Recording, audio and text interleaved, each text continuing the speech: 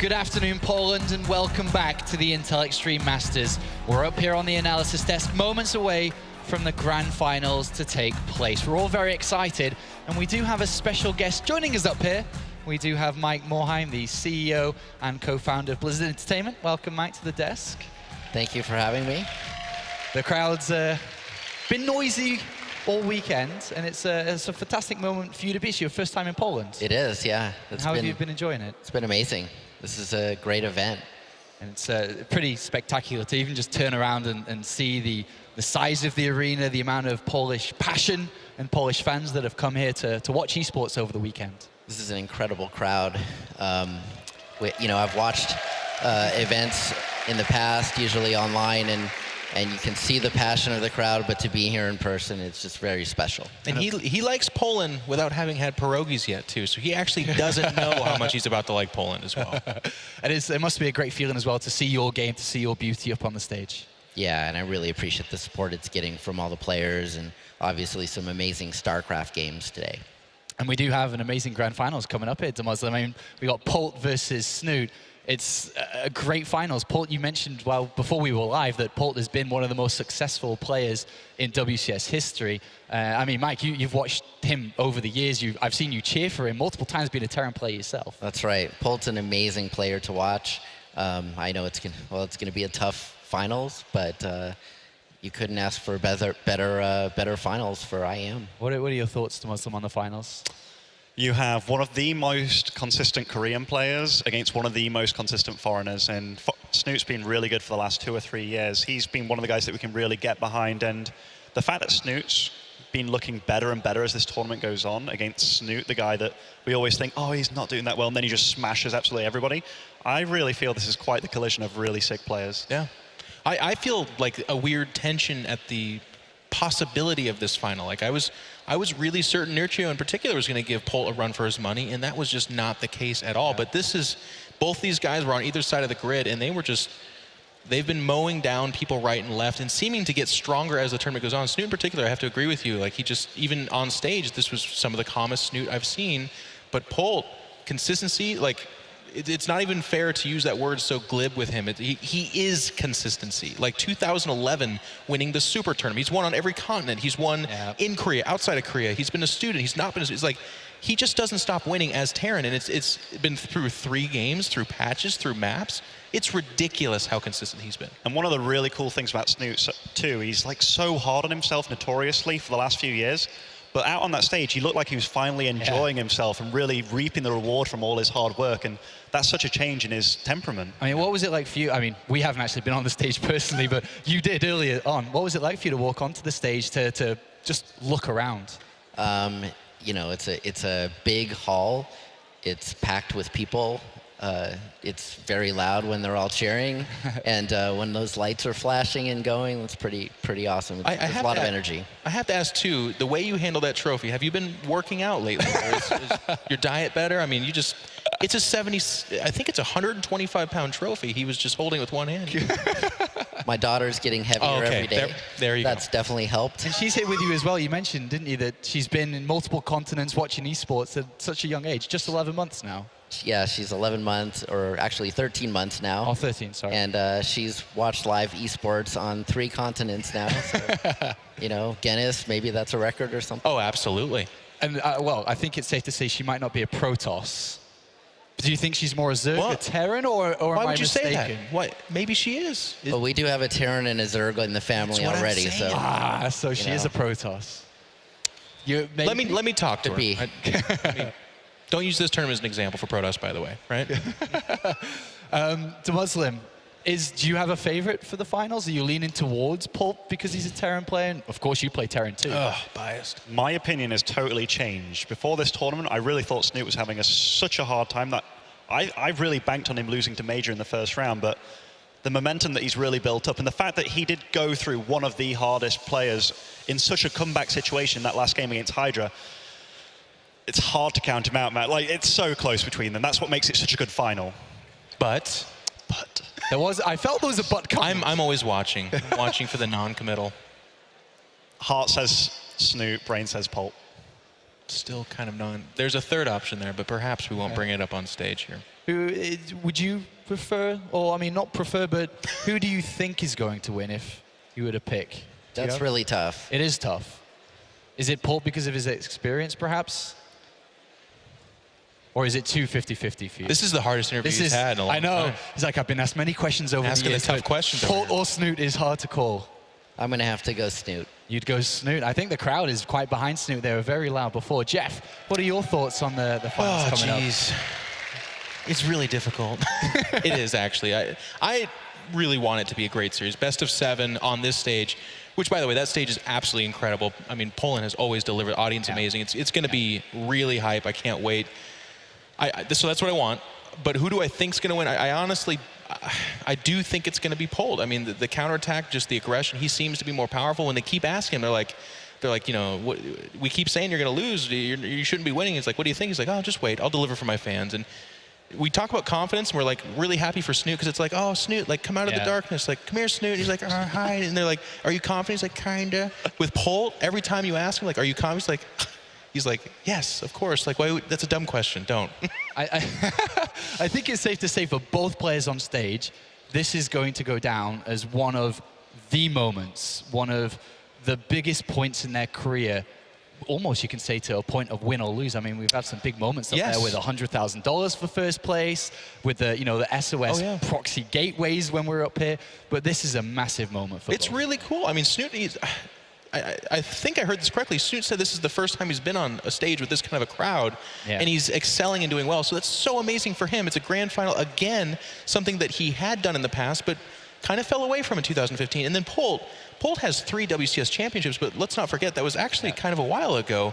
And all of a sudden, he too, when everyone's doubting him and saying, you know, maybe your best years are behind you, here he is once again, and he's having the tournament of his lifetime at the right time as well. This is huge. Winner of this is guaranteed a spot in those playoffs at the end of the year to go on to the championship. Of course, we'll be looking to see that. Demozim, quick thoughts then before we go over to Mike.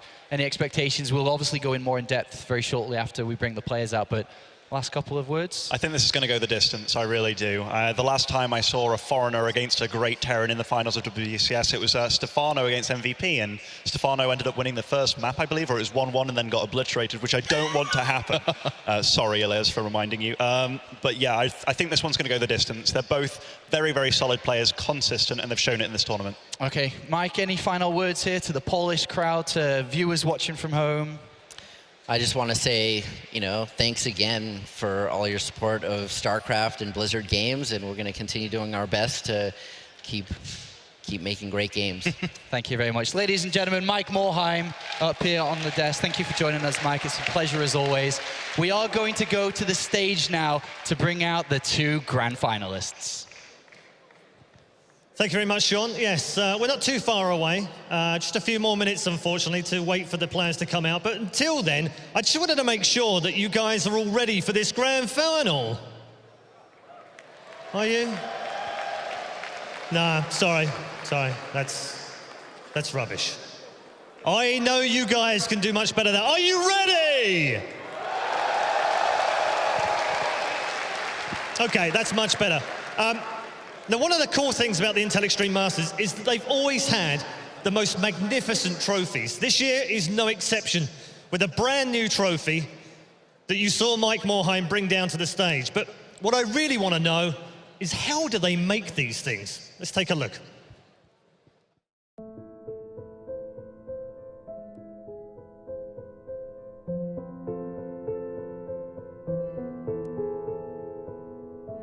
Nothing worth fighting for is easy.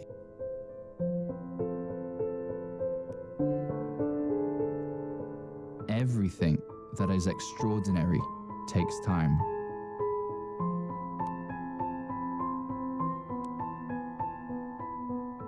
Hard work, perfection, countless weeks of devotion, endless months of dedication, years of history. It represents it all. Who will leave their legacy engraved into the World Championship trophy?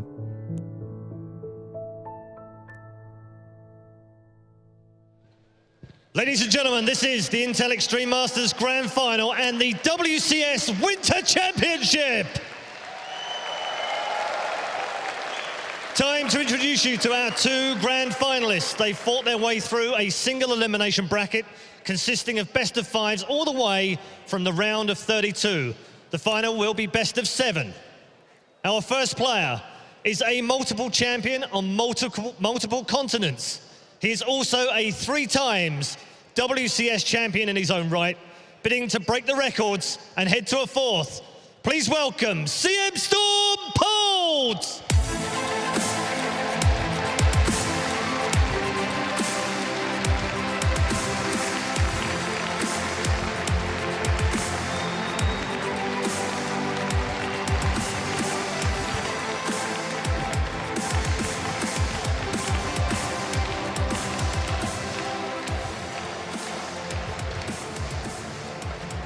And his opponent, having also come through a very difficult bracket, 2 Terrans, 2 Zergs, 2 Koreans, a former Home Story Cup champion, playing in his first ever WCS final. Please give it up for Team Liquid's Snute!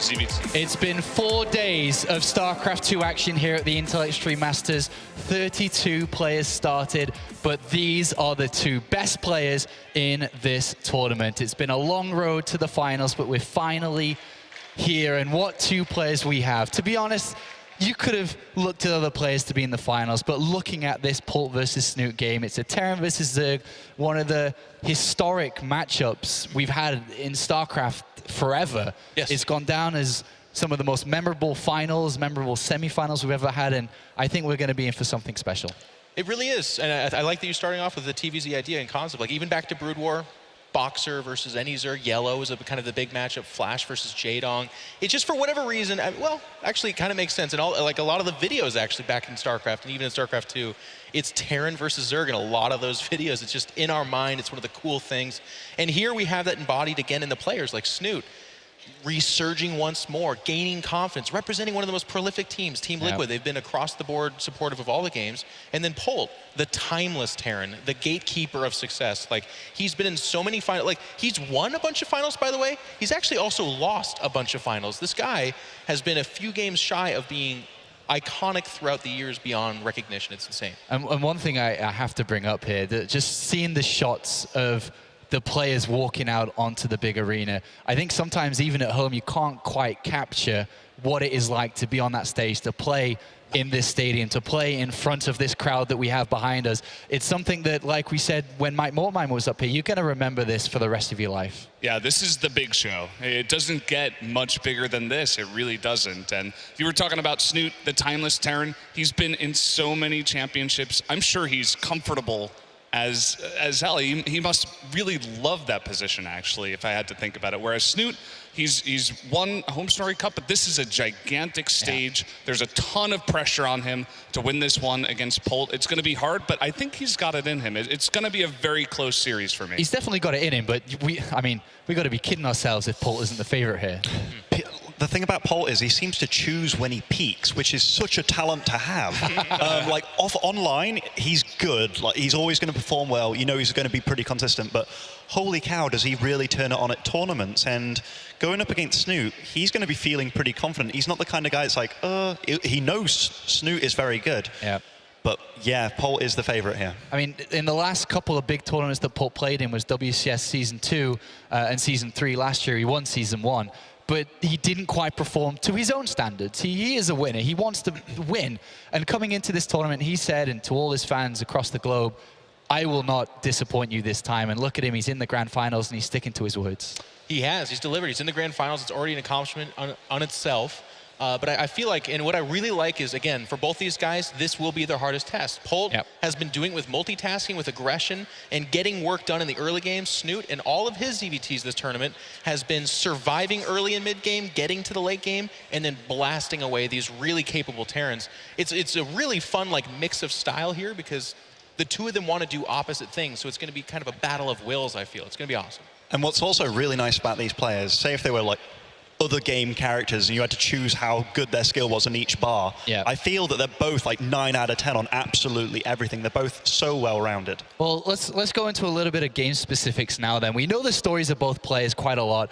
Let's go game specific. It's a best of 7. There's no maps that you can veto out of the system. You're going to have to play every single one. How are we looking this series to play out? Because we know that Polt, you've all three said it, that he's been in so many different finals. He's got that experience. He knows how to play a best of 7. There's going to be different strategies chosen at different times. There's going to be aggression. There's going to be the breaks. How do you think that Polt's going to approach this to Muslim? You have to play every map, which means you're going to have to play some of the maps that you don't want to at all. Terran against Zerg. Snute's ridiculously good at macro. He's just incredibly defensive. So playing him on a map like Prion Terraces, for example, going into that, is Polt going to do something crazy like he did against Nurture it was in that round? And that's one other weird thing. Polt shown that he is actually mixing it up a little bit. He'll either drop you with a tank, drop you with Marines, do an all-in on you. So the total standard Terran that we usually see, he's mixing it up and he's playing the player as well. I'm looking... How is he going to do it? Well, he knows better than me. He's the one in the final. I honestly don't know, but he's showing that he can mix it up. I think we have to point out, as from looking at any Zerg game in the last couple of months in Legacy of the Void, Valdez, is that the golden key seems to be when you get Ultralisks out. As soon as you're at that point, you are very strong. Eventually, they do become worse the longer the game goes. But that very first time that they come out, they're so strong. And that's surely what Snute's going to be looking at.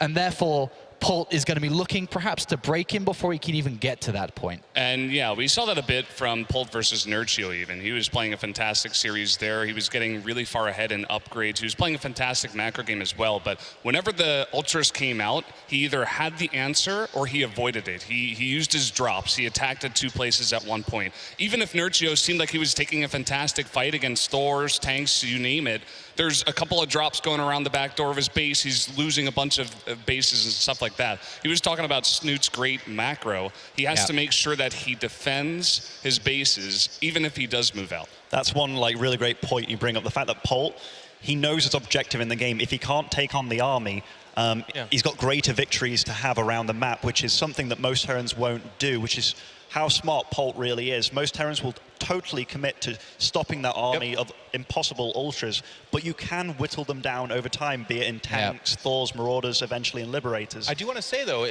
Ultras have been kind of defining TVZ in this tournament, but one guy's been a little bit of an outlier, and that is Snute. He's actually been opting for the Broodlord tech quite often.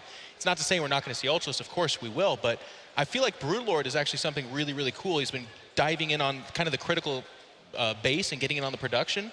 And that's actually won him games that we were like, oh, you're super dead. Like against Major, he was down like 4 bases. But with a decisive attack and a tech that perhaps doesn't get scouted or isn't seen as much, all of a sudden that Terran player's in a lot of trouble. I mean, going off what you've said there, we're expecting a slightly different game coming out from Snute compared to Nurchio. How much is that going to affect Polt? Is his game plan going to change that much, or? And that's... I'm so excited to see that because his MO, as you guys have said, and I just fully agree, we've seen different build orders from him. We saw him a timing attack in Game 3. Red Eye asked him about it. He's like, I just want to end this series. But that's that killer instinct that makes him so good. But at the end of the day, stylistically, he's returned to the same thing. It's been counterattacks, it's been multitasking, and it's been, you know, maybe different units in different places, but that's been the MO. Snute knows that, and Snute's MO has always been defend to late game and then win off the back of an awesome army. And surely the first couple of maps are huge of importance here. Confidence, belief, just a couple of words to describe what these players are going to gain from the first map win, perhaps just the first one. Yeah, momentum's a huge thing. Snute, we've seen that he's the kind of player that can really, really defeat himself, more so than anyone else. If the first few maps drop just over little things, maybe he gets too self-critical. But one really, I guess, big weakness that Polt has is, in the series that we've seen so far, and it is very Polt-esque, he'll be as safe as he can possibly be, knowing that he'll survive against absolutely everything. We saw him like deflect Nidus all-ins from Firekick. In fact, that was a total all-in series where he deflected everything because of how safe he was. If Snute can assess the situation correctly, he can be playing super duper greedy, because even though we've talked about Polt mixing up the builds, the builds that he does, as soon as he is set on his path, he goes with it, and he doesn't detract at all. So he is quite predictable in a way. He delays his third, and to your point, some of the harass he'll do is like a drop tank harass, which is okay, but it's not the kind of harass where it's like, oh, you are being mega greedy, here comes the attack to finish you. So if Snute changes his game plan just a little bit and probably plays a little bit more greedy around that third base, he can get a pretty big advantage early on, I think. Yeah, he's very readable. It's like a book. The first page will dictate the rest of the book.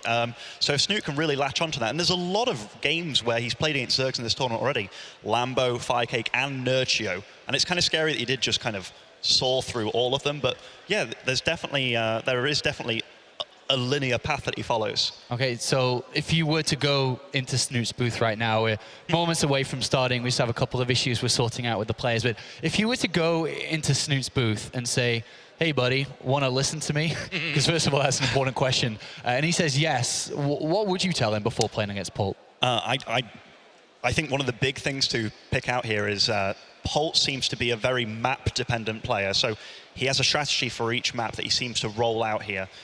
So I tell him what he needs to read and what will most likely come after.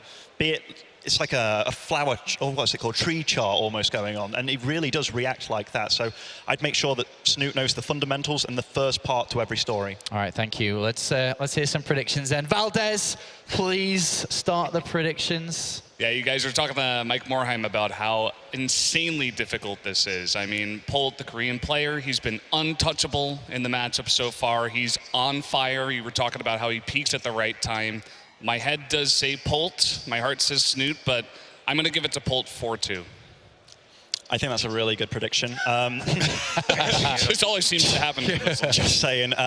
Honestly, if Snute doesn't play the player here, he's going to lose 4-2. But if he can really latch on to the way that Polt's playing and read him correctly, we could actually see a Snute victory. I'm going to go with Snute 4-2, actually. I've changed my mind entirely. I'm going to, I'll remain... Echo everything they said. It's like super hard to predict. I really want Snute to get this first WCS championship. I know him fairly well, and I know how hard he's worked for. I really want him to do it. But again, if you're asking me who I think's going to win, I'm going to go with the guy that's been doing it endlessly since 2010. And Polt on these stages seems to be a different kind of monster. I want the series to be really good. I'm hoping for a 4-2, but I think he wins it. All right, thank you very much, gentlemen. Here we go. It's time for the grand finals. I'm going to pass it off to the commentary team to bring you the best of 7 here at the Intel Extreme Masters.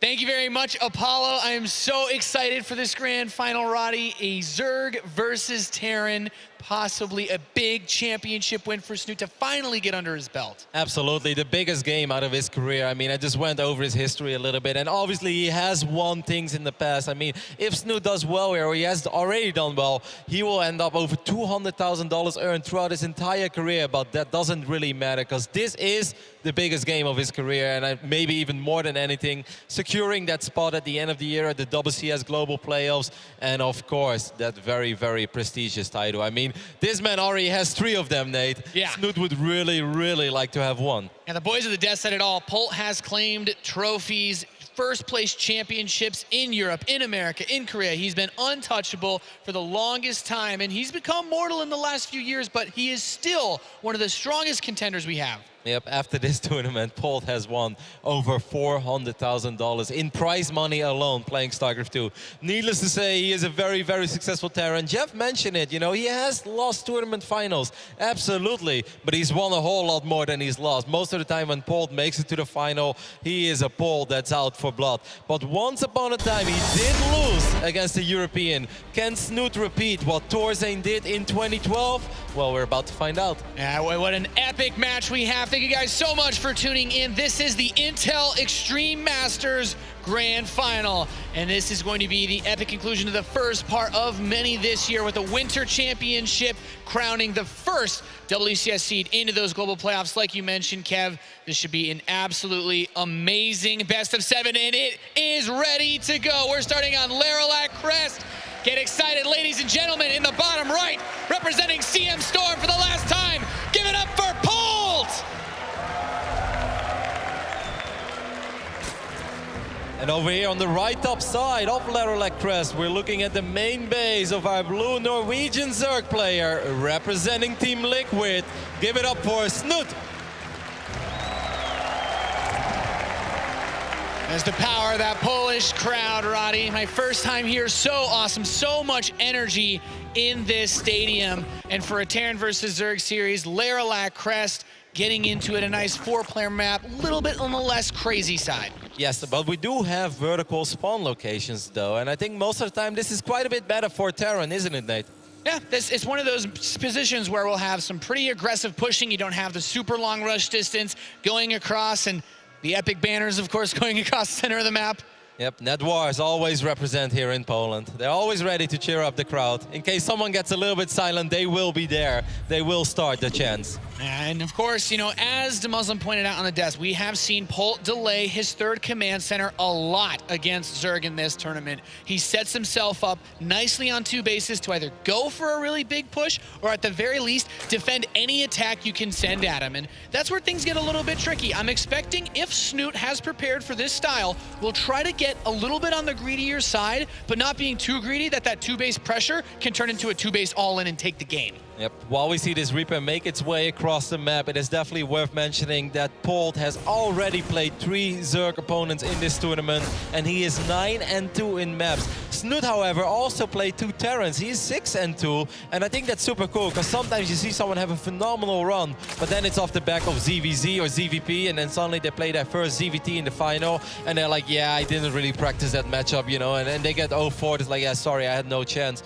And that's definitely not going to be the case here. Both these players already showing us that they are excellent in this matchup. And I think the most cool thing that we have to see is where Snute is going to adjust. And I think one of the cooler things is that Polt is one of the players that once he starts to ramp up and he's able to defend barely at home while sending those drops all over the map, like we saw him do against Nerchio and Firecake, that is where Snute is also very strong as well, because he loves that mid-game aggression. Earlier this tournament, Snute played on this map against Masa, exact same spawning positions, and what he did is he made a whole bunch of links and he just ran them across the map, and he was able to get those links into the main base. Something that shouldn't have done any damage at all, somehow did a crazy amount of damage. He's going to try to catch the Reaper over here in the middle of the map, but Polt, he is prepared. He won't be sleeping. Obviously, these links are not supposed to make their way into the main base. Does pick off the Reaper, but we already have 2 Hellions and a wall off here. Yeah, nice defensive setup here from Polt. He had that bunker ready, unlike Masa, unfortunately, in that series, so he's able to hold the fort down. The Hellion transition will give Polt map control against those Zerglings, so Snute wants to get that 3rd base, start to spread the creep, and with the Roach Horn coming in, I'm not surprised by this, but Polt, a bit of a cheeky opening your double reactor factory. I have not seen this since like the MLG days. Yeah, I haven't seen this since Marine King Prime was winning MLGs. Very interesting build here with an armory follow-up, so looking to do a massive Hellbat attack to take the 1st game. Extremely important building right now on the production tab for Snute. It is a Roach Warren. Without the Roach Warren, there is absolutely no way he will ever be able to deal with crazy amounts of Hellions. Snute doesn't know this yet, but maybe he's expecting something. He does have multiple Overlords nearby, as Fonka, our awesome observer, is showing us. If these if these Overlords make their way into the main base, that would be phenomenal. He does make a lot of roaches already, though. I think this is pretty damn good news for Snute. This is a super important moment because Hellbats absolutely destroy Zerglings in a head-up fight, and he's going to have so many Hellbats, it's going to be insane. So the creep spread becomes even more important, being able to reposition those roaches. A few Ravagers for range are also pretty nice, too. Actually, pretty much perfect timing. Here are all the Hellbats. Polt is hoping for nothing but links, but surprise, surprise, multiple roaches already here. You don't want to morph your Ravagers there, Snute, but as long as Snute micros his units, he should be able to clean this up. These Hellbats are doing a little too much, though, to these roaches. Yeah, it's really important to keep those roaches spread out. The Hellbats are moving in. All of the Queens are able to fire at once, so Queen does go down, but more Hellions. They rally across the map so quickly with these spawns. It's very difficult for Snute to hold on. He's got 11 roaches on the way, though. He's going to be fine with the reinforcements, but this was not a super clean hold. He lost a few more units than he should have lost, but he will be able to clean up all these Hellions. Picks up one more, so in the end, this is still really good. And Snute is out for blood right now, man. He wants to counterattack. 14 links on the production tab as well. He's like, hey, if you make this many Hellions, you've got nothing at home. I absolutely love this from Snute. If we look at the follow-up, how you switch this tech, Stim is halfway done, but he's only just now starting any extra barracks. He can't build Marines. He hasn't had tech labs on those factories, so he can't build siege tanks. Roaches and Ravagers should be able to do a tremendous amount of damage counterattacking against Polt's natural. I think Polt is in a world of trouble right now. I have no idea how he's supposed to stabilize over here. There is a lay attack, so there is a follow-up for Snute, but this is a crazy amount of units. There is one bunker, but there are barely any bio units. It's important to maybe pick up that Marauder, and that's exactly what he does. Snute is already doing so much. This is not a Tasia build. He only has 2 command centers here. Every SCV that's lost significantly puts Polt further behind. SCV's dying left and right, 19-20 down. And if that bunker goes down, the natural will be forfeit. I don't know what Polt's supposed to do. He's got 2 tanks about to finish, but that's it. I think this is going to be it. Snute is looking incredibly good over here in game number 1. Polt not mining anymore at all. There is 1 tank here on the high ground. But can 1 tank really keep this many Lings and Roaches outside of the Terran main base? Doesn't look like it. The Lings and the Roaches spill into Polt's main. The Liquid player from Norway looking to take game number 1 here in the Grand Finals. Perfect build by Snute. Awesome call on the Roaches. GG! Snute takes game number 1 against Polt in a phenomenal play. We know Snute has played with those Roaches. We know he's used these builds, but to get everything out just in time to handle a highly unorthodox opening, I have not seen a single Terran player do this build in years, Roddy. So do you think that Snute was just getting ready to attack himself? That's why he made all those Roaches of a relatively weak economy, like 38 drones. I think he wanted to be the aggressor. And obviously, when you want to be aggressive and then suddenly your opponent shows up like, hey, I'm actually planning to attack you. You're like, cool, that's awesome. Defender's advantage. Woohoo! Yeah, it's really interesting to think about it like that, because if going back to what you said earlier about his game against Masa on this map, it was a little bit more Zergling based. And if Polt had that in his mind that maybe Snute would go for a big Ling play, then sure, Hellions are absolutely great. But at the same time, Snute has shown that favor for Roaches. I think you're onto something here, Kev, especially with the way that that bunker only covers the bottom half of your natural. Even if Polt doesn't attack him, there's still a lot you can do with Ravagers just attacking the top side where there's no defenses. Yep, and then just droning up behind that. But Snute, I was getting a little bit worried though, because that initial hold, like Snute's build was just perfect against what Polt was doing, and he had plenty of Roaches, but he did eat a lot of Hellbat shots over there. Wasn't really splitting up his Roaches, maybe a little bit nervous. I mean, can't blame him. This is a very big final, because I've seen Snute deal with Hellbats before, and then he doesn't end up losing a single Roach. You know, he just picks them off, you kite a little bit, you throw down a transfuse. So even though the defense against the Hellbats wasn't perfect, his strategy was, and in this case, that was more important than the execution. Yeah, it's just one of those scenarios where if Snute had thought he had enough to hold on, taken that fight and built drones behind it, Polt might have just absolutely crushed him. But you said it perfectly. The reinforcement Roaches were more than enough to turn the tide, but also flip the counterattack back onto Polt. I don't think we'll be seeing him do any more builds like that for this series, but it's a best of 7. We've got a lot of time left, so maybe he decides to pull something a little bit different out, like that build he did on Prion Terraces against Nurchio. I mean, I'm not going to say that Polt is shaken up right now, because he's such a veteran. He's been in so many finals already, but still, you know, only dropping 2 maps throughout this entire tournament and then going for a weird build in game 1 and it kind of falling flat on its face, that's not nice. It is not, but we are ready to go into game number 2. In the bottom left of Orbital Shipyard, we have the red Terran player down 0-1. He's Polt!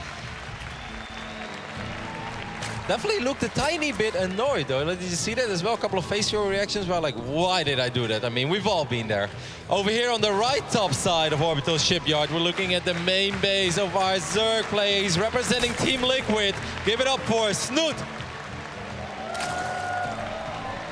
Snute, man, just playing absolutely amazing StarCraft. I mean, I was looking at his results, you know, before, and it's like, actually, Snute has been doing better than I thought he was in Legacy of the Void. Just because he didn't make it to any big finals, other than a tournament in China, which wasn't really a high-profile tournament, even though there was a lot of money involved.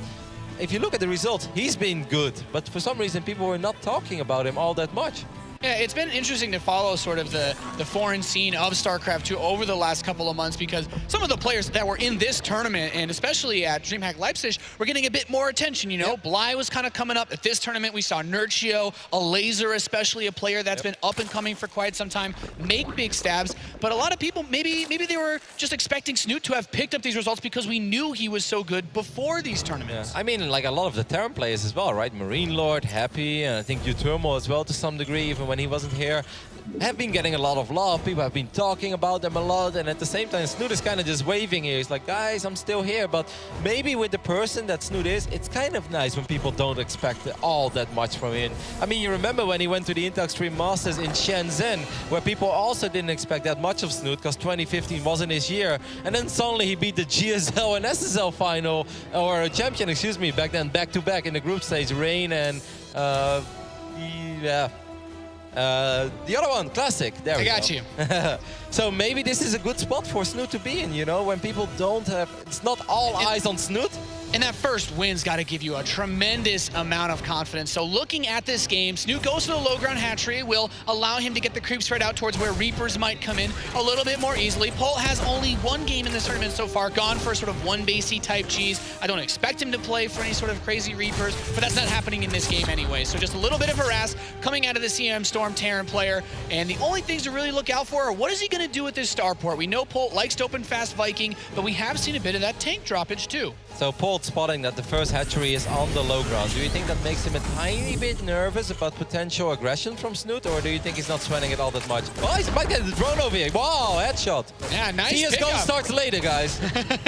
Nice pickoff there to start this game by Polt. Of course, every drone kill is a little bit rough on the Zerg. You don't expect to lose those workers in this game. I think the most important thing about the low ground hatch, if you're a Terran, is you want to make sure that you can confirm the third base behind the main. If your Reaper can't get up there and you can't make sure, sometimes you could get caught off guard by something like a roach push that we saw on the last map. Snute will take that base. He's going to get to work on the rocks. But here we go. Polt, once again, shaking things up a little bit. Not going for the Hellions to defend, just getting a fast tank. And I'm going to assume a fast medevac as well. Yep, I'm expecting the exact same thing. You know, just pick up that tank. Even though he won't be able to do a tremendous amount of damage with it, on the left side of the lower base for Snute, it's kind of annoying if the tank gets dropped there. That's why I'm very happy to see Snute already working on those rocks. It is really important, otherwise Polt can set up a contain there and the tank can actually shoot at the drones from the low ground. And also, of course, we know that Polt lost to slow down the creep spread, which is something that's very important. Snute does pick up the Reaper over here, but yeah, that tank and the medevac will allow Polt to just have some sort of map presence, which is very important. Yeah, and you know, this is also one of those builds for you Terran players out there. Opening with a tank and a medevac this fast is also great defensively. Even if Polt did scout something sort of crazy, you know, any type of fast Baneling or a Roach Ravager type attack, a tank and a medevac can be microed to save his skin in a number of situations. So now he can turn that on the other side, go and get aggressive, and Polt followed up with a Viking too. I must say, this was an extremely big supply block by Snute. Actually, now he frees up a little bit of supply because he ends up losing a couple of units. But he was supply blocked for quite a few seconds, then he had to wait, and then he was almost immediately supply blocked again. But yeah, I guess it turns out all right over here because he has to worry about this tank. It's unfortunate for Snute he wasn't able to completely destroy these rocks before the tank showed up. But I mean, the tank is not really doing all that much over here. Yeah, I mean, at this point, both players are really powering up for that macro game. Polt, uncharacteristically, from this tournament, getting that third command center up, and Snute going up to a lair, getting his evolution chambers, getting his extra gases. Really, the only interaction we're seeing here is Snute trying to break down these rocks, and Polt trying to break down those queens. Yep, we see double engineering bay going up for Polt as well, which means he's going to focus on upgrades. That is definitely doesn't have a crazy idea like he had in the previous game. This is much more straight up, much more normal. Tank is going to be dropped in the high ground over here. Might be able to pick up a couple of link kills. Surrounded by queens now, Polt has to be careful here, and he is careful, of course. Yeah, losing that tank and that medevac is a pretty big investment when you consider the tank is mostly there to put pressure. Siege tanks, of course, will one-shot any constructing creep tumors. So if we look at the status of the creep spread, Snute hasn't been able to push it out too much since he also needed to keep his queens at those rocks to break them down. Lots of drones in the way now for Snute, who was again supply blocked for a couple of seconds, but he has been injecting. He has plenty of Polt queens. supply block now. So I mean, 3 depots starting up. Yes, it's not too bad. Hey, both of these players are basically, you know, they're trying to stress themselves to the maximum point in this game. I think that's what's really worth mentioning. I mean, this one is a big one, though. Again, like, Snute already has 400 minerals in the bank, not a single Overlord on the way. He's just starting it now. I think these are signs of Snute being a tiny bit nervous. There's a lot of pressure on both of these guys, and another Overlord does go down. So Polt moving across the map. He has Stim. 1-1 is on the way. Combat Shields is on the way. He's cleared out the Overlords with his Viking to scout these. And the Roach Warren with Roach Speed, the 1-1 for Snute isn't ready yet. The Roach count is actually very low. If Polt would only know what we knew, I actually think he could just stim forward and he could do so much over here because it would just be a whole bunch of queens and 2 roaches. He's going to give Snute a little bit more time and a few more roaches will spawn soon. The roaches also morphed into Ravages, so now Snute is going to be fine. Polt is going to try to get this 4th base and he will force a cancel. That's a great pickoff. Getting the drone 2 prevents Snute from taking that basis and another worker over, and Polt knows where he wants to apply pressure. If he can stay parked here with his medevacs and not lose these Marines and deny this 4th base again, he'll have a tremendous edge. He's transitioning into his armory. He's getting another factory to go double tank production, but Snute getting the infestation pit. He's ready to move, and I think Snute seems to favor the Roach Ravager Infestor. This is not good for Snute at all. And not a cancel over here. A very easy one for Polt. Ravages being a little bit out of position. Picked off a queen as well, and now just gets out of there. Snute will be able to retake that base almost immediately, but this is just not nice. You don't want to attempt it twice. Snute's unit just being a little bit out of position, and this all comes down to Polt already, like, making it hard for Snute to have eyes on the map. I mean, from the very beginning of this game, Polt has been putting on so much pressure. It started with the Reaper. He got a drone kill, pushed the queens around, immediately followed it up with the siege tank drop, and then another tank came over, and then these 16 Marines to really add a lot more pressure. I think there is a drop heading to the natural as well of Snute, of that pocket expand, and I think most of his units are over here right now as he's forcing it out. Actually, well done here by Snute. So far, he does keep an eye on it. I think the Overlord spotted it. It's important for Polt to use the good old Polt Viking that he has idling on the left top side to deny these Overlords, because that's vision that Snute does not deserve. Yeah, still very important to keep the majority of his forces on the west side. Much like in Heart of the Swarm, that 4th base is still critical for the Zerg to get the economy they need to overwhelm a Terran. Polt has his 4th on the way too, so if he can stay on even bases, he's going to be having a hell of a good time. Yeah, Snute didn't start his +2 army yet, as Funka is showing us as well. I mean, I must say I like this game so far by Polt, though. If you take a look at the units lost resource tab, I think that Snute has lost, oh my god, yes. A lot Snute has more. lost quite a bit more, and that's kind of how I feel as well. It's just all small pickoffs what Polt is doing. He's making it look easy, but he's actually playing very good. Yeah, and Snute is about to have a lot more pressure coming in as more tanks arrive to lock down this position outside the 4th base, and this is where things are going to get real tricky. He wants to split some units off, but he also needs everything back home, and at the same time, he still has a medevac pressure on the right side. Not a single bit of static defenses either in that pocket expand. Makes it very hard. Snute is going to try to get a couple of spore crawlers, but he needs to use the roaches for now. I hope he's paying attention. One fungal could connect with most of these units. At the same time, a lot of units there. Snute is also trying to counterattack, kind of an odd counterattack, actually, that I don't think we'll be able to achieve a whole lot. He needs those units here. If he sandwiches this army, that could be good for Snute, but he needs to keep the hatchery alive. And the 4th base is taking so much damage. Polt knocks it down, and Snute, capped at 200, is having a really rough time dealing with this. Those forces you mentioned on the southwest are making their way back north, but are they going to be in time? Is he going to be able to swallow this army? I mean, he's setting it up right now. You can see him waiting, maybe waiting for +2. +2 is ready, and this is it. Snute's going to try to clean up this army of Polt, and if he creates for himself a very big... Oh, I love this, man. He's going to come from all angles at once. This is really good. Yeah, complete surround. All the tanks are shooting where the least amount of units are, so the Ravagers come up. He's throwing the biles, but no fungals on the medevacs means he can continue to reposition and run back. Reinforcements for Polt are also hitting from the south at the same time. The Queen's caught off creep. Is Snute going to be able to hold his army up? He is dwindling in supply, but some of the medevacs still haven't dropped those siege tanks yet. Yeah, the reinforcements have arrived for Polt, but a lot of the Marines are gone, though. All of those Queens being out of position did really hurt Snute a lot, and his army is actually starting to look smaller and smaller. Polt will be forced to pick off a couple of these tanks, and even though this may look like a Snute victory because Polt retreats, I don't think it is, and Snute is actually making 3 Swarmos right now. Very interesting choice to be made. I guess that's one way to try to go for a harassment-based play, but it could also be that pressure getting to him a bit again.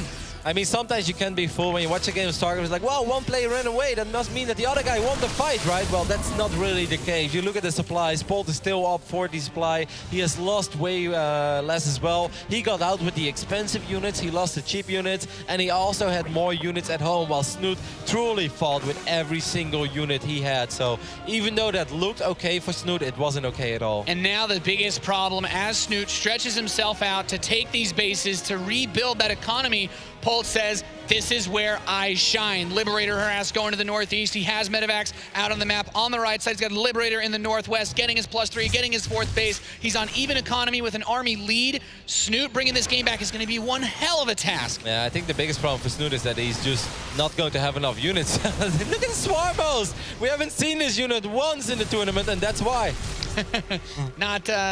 not the most longevity-based unit in terms of taking these long, protracted fights, as we do have that Liberator coming back over. And once again, the 4th base, point of contention, there's not even any drones here to mine. If he loses his hatch again, he'll never be able to catch up in economy with Polt. No, but I mean, at the same time, he's not supposed to keep this one alive either. Polt just has too much. One of the fungals does connect, but Snute also lost 3 infestors there. We'll be able to pick up a couple of these units, but I don't know how he's going to break that, and I don't know how he's going to be able to keep this hatchery alive, but he truly has to. It's like a lose-lose. I think he really has to try to keep it alive. He's going to drop some corrosive balls. They got decent hits. The biggest issue right now is he needs to secure the 4th, and once again, it will die. Polt, he can retreat if he wants, but he's got a Liberator with that Freedom Zone backing up the Siege Tank. And here's the biggest, I guess, tool that Snute's been able to use is the Greater Spire. But Polt, he's just got so much money. If he catches one whiff of this, he just throws out a few more Starports, and Vikings will clear out Broodlords easily. Snute is going to try to counterattack again. Maybe no, he's going to set up another sandwich. This time he has to worry, but he has to take care of that Liberator. He's eating his own corrosive balls on the north side. Yeah, I mean, he's still got to deal with the Liberator. He does pick that off as the corrosive balls hit nothing in the air, so Polt is routed for now. Polt, this is a key moment because he's building tanks. He's building 4 Marauders at a time. If you're Polt right now, it seems like he's thinking to himself, Ultralisk should be coming out soon. That is not the case in this game. Snute is getting Corruptors. His Greater Spire is almost done. The biggest disadvantage is that economy, but they brought it up before. If Snute can catch his opponent off guard with his tech choice, he might be able to overpower that the economic disparity. He's pretty broke, though. I mean, he has a couple of Corruptors on the way, as Funk is showing us, but he doesn't have any Broodlords yet, I believe, and I still think it's going to be very hard for him. I think from now on, Snute only has one odd chance, and that's just be very passive, secure a 4th base, get 5, 6, 7 Broodlords, and maybe at that point he can start thinking about attacking.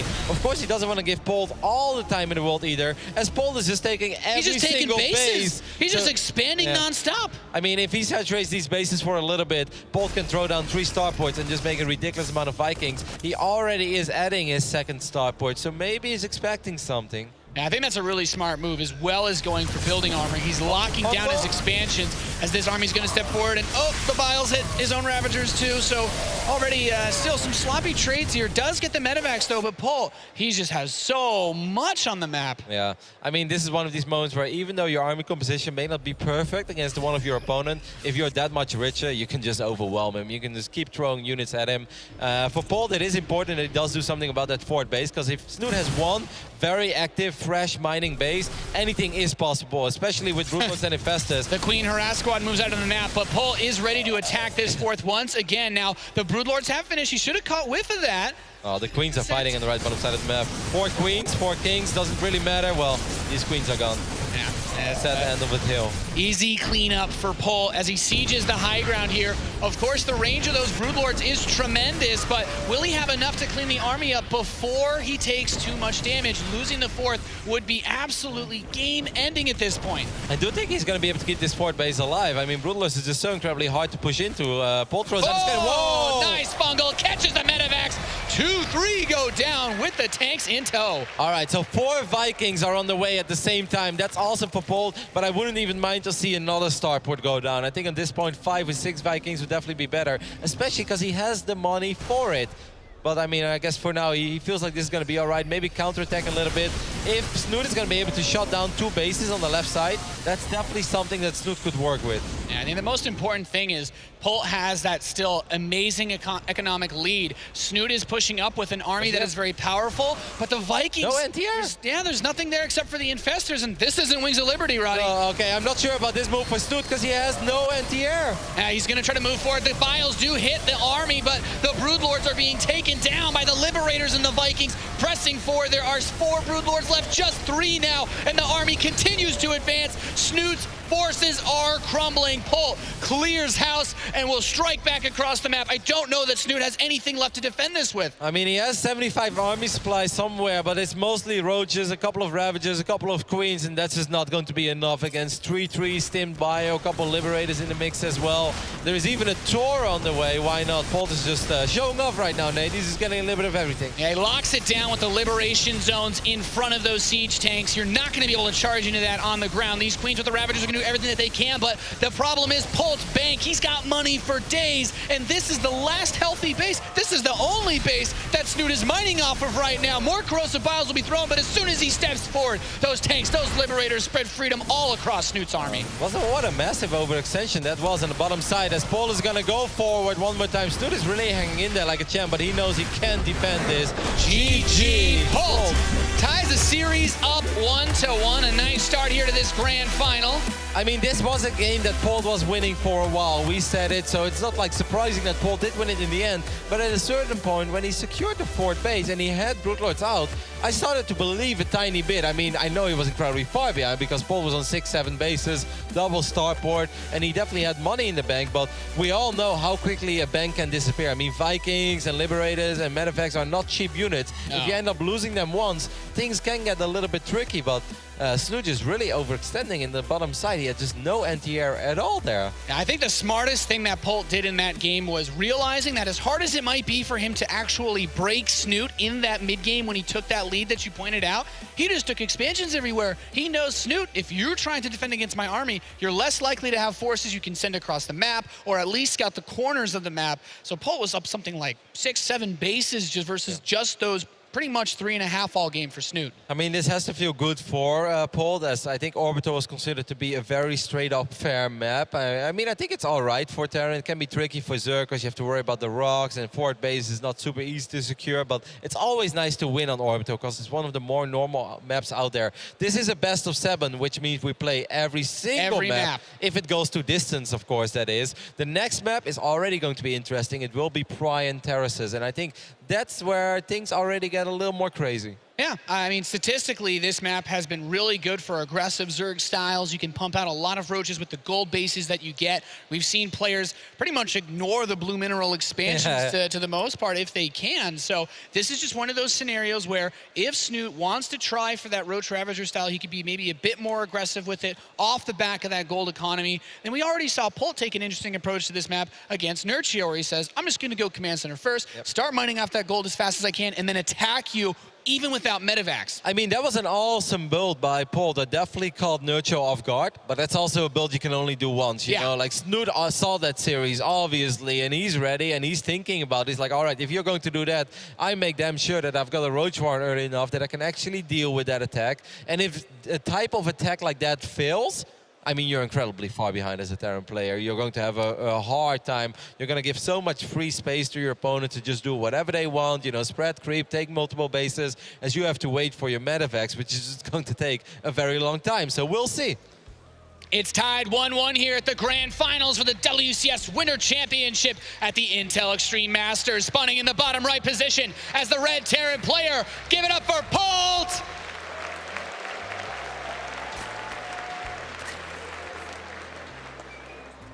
And on the top side of Pryan Terraces, we're looking at the main base of our Norwegian Zerg player. He's looking for his first WCS championship ever. It is Snute.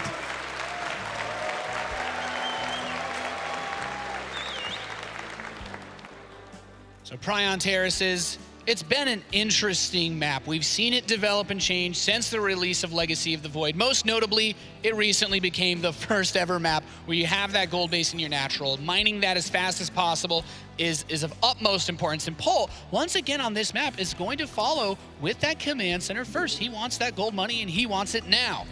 Who doesn't, Nate? Who doesn't? Yeah, I love that you bring that up because obviously it didn't used to be like this, that the natural was the goal. But a lot of people were not too happy with the way that this map played out. So then, you know, the map makes it, all right, we'll switch it up. And people are like, cool, you know, that should make it a little more fair. But it's actually very unique because we've been playing competitive StarCraft 2 since 2010, but never in the history of this game. This is the first map ever that your natural was actually a gold. So that's, you know, it's really weird. And it messes up a lot of the build orders. I mean, obviously you can say like, well, more money is awesome, right?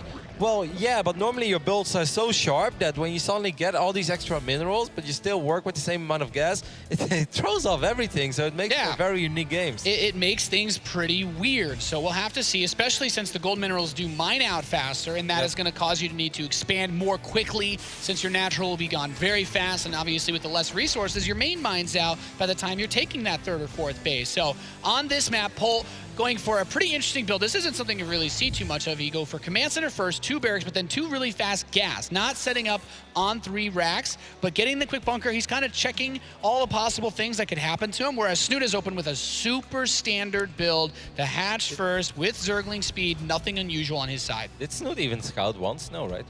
Just the overlords that are going to be looking to get information for him, but I mean, I guess the fact that he didn't see a Reaper already tells him enough. yeah, but normally in a Terran versus Zerg, if you open up with a regular 14 racks Reaper, that Reaper is going to be arriving at your base around the same time that your Queen is finishing, sometimes a little bit before, maybe just barely after. But Snute would already know this is not a Reaper opening just based on the lack of that Reaper coming to his base. You know, when I do see Polt open up with 2 racks or even 3 racks, you know, it's 1 tech lab and it's a reactor as well. We do see the factory as a follow-up. No, wait, 1 more Rex go. Whoa. Yeah, okay, he starts the 3rd one. Hey, I mean, this reminds me of Polt at Lone Star Clash, you know, once upon a time, which was maybe my favorite series of all time. When Polt went up against Stefano, it was nothing but Ling Roach versus Hellions, and then eventually like Marines and Marauders. So much micro, so much focus fire, which I think was extremely cool. Now, obviously for Polt this time, if he does something similar to what he did to Nurcho, it is very important for Snute that he has his Roach Warren on time. And I think just this opening with Hellions, it's a little bit ambiguous still. Depends on if we see that starport. The lack of it will say a lot.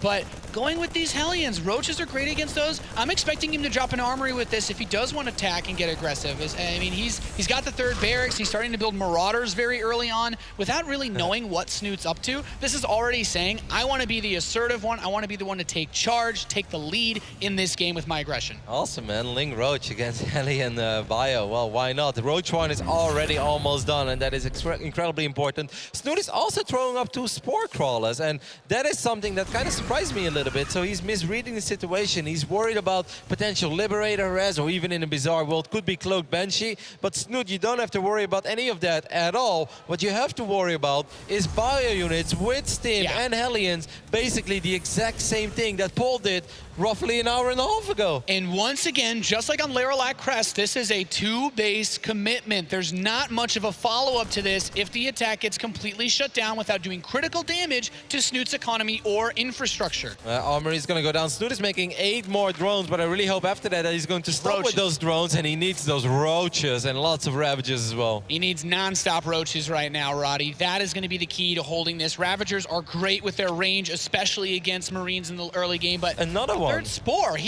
it's a weirdly defensive build, but it's not strongly committed in any one way. The lack of information is really hurting Snute right now. Yep, I kind of expected him to see it. He doesn't see these moving units move out. He has a Ling, but oh my god. He might just die to this. He's still building making drones. He's adding another Queen.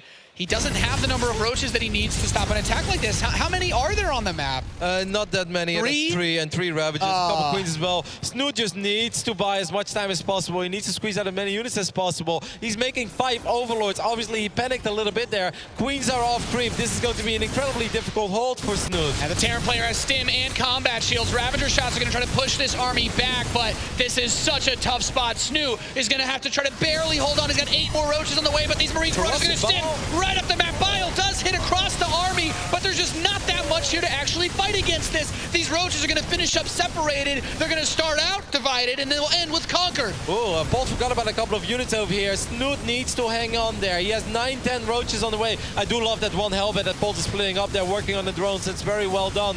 Can Snute somehow, some way muster out a defense? He's surrounding a Hellbat with drones. Normally not a good idea, but this time they do take it out. But I think there are just too many bio units being rallied across the map. Polt doing the exact same build as he did 2 hours ago, and he makes it work again. I mean, perhaps Snute just thought there's no way he'd do this twice, but Polt seems to have a pretty good grasp on this. The way he set himself up was beautiful. Most of these units are so low since there were no medevacs, but Polt has already done the damage that he needs to. He's cleared out the 3rd. The natural is still somehow mining, just barely, but Snute's lost his Queens. He can't inject, and honestly, he doesn't have the upgrades he needs to deal with stimmed bio at all. Nope, Snute definitely misread this, man. All the Spore Crawlers, just making a few too many drones, not having the Roaches ready. Queens perhaps a tiny bit out of position. He's gonna try to hang in there one more time. 1 Ravager does finish it up. Corrosive Ball will connect with the Marauder, but that's about it. 88 supply against 60, and Snute also has more workers, which means that he just doesn't really have any units to fight with whatsoever. Yeah, all those workers, not enough. Just needed to read this one a little bit better. GG, Polt goes up 2-1. I'm surprised by this game, Nate. I'm very, very surprised. We just saw Polt do this build. It's not a common build anymore. You know, once upon a time it was, but that's when the maps were very small and you could really get away with aggression like this, and it all came down to micro. These days, of course, there is a gold base, so he does have a few more units, and Prion is not the largest map out there, but it's still one of these builds that if your opponent sniffs it out or scouts it somehow, some way, it is very manageable to defend it. Yeah. And then you're in a phenomenal position because you're a 3-base Zerg against a 2-base Terran that has very, very, very late medevac. So basically you're winning the game already. Yeah, I mean, the biggest thing is to just anticipate this in some way. Not sending in the Overlord like you mentioned, denies himself the information that he needs to hold on to this. And even just sending a 1 or 2 lings across the map, you see that bunker, you recognize my opponent went command center first, and that alone should tell you, okay, maybe this might actually be the same build, and then you at least think about it. Yep. I mean, you gotta give credit where credit is due, and you know, how many times don't we see one player run around with a couple of lings, and then the Hellions leave, and then somehow a link squeezes by and runs up the ramp, you know, because the depot wasn't raised in time, and it's like, oh, this is massive for the Zerg, you know, he just scouted it.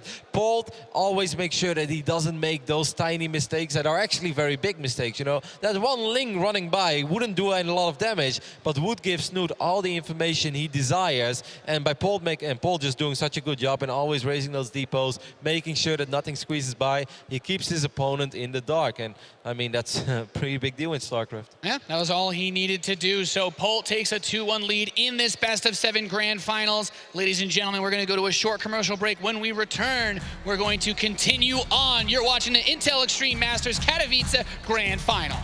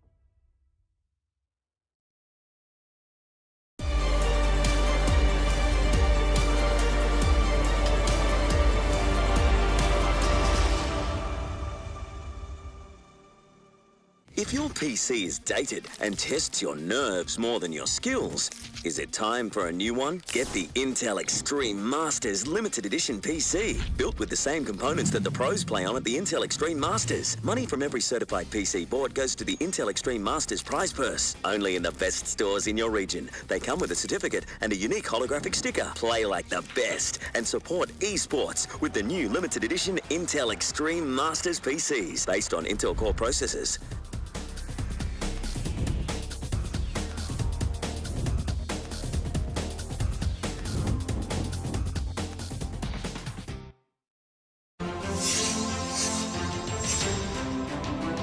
Exclusive black equalizer brightens dark scenes without overexposing bright areas.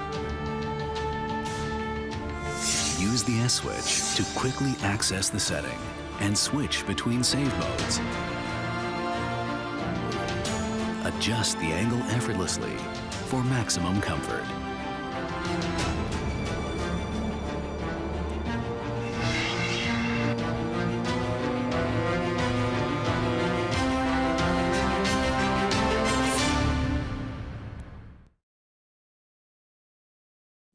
G2A.com, the best video game store ever! Fast as lightning, solid as a rock, cheap as duck. What's more, you can sell on it because it's also a marketplace. Remember G2A.com, the best video game store ever!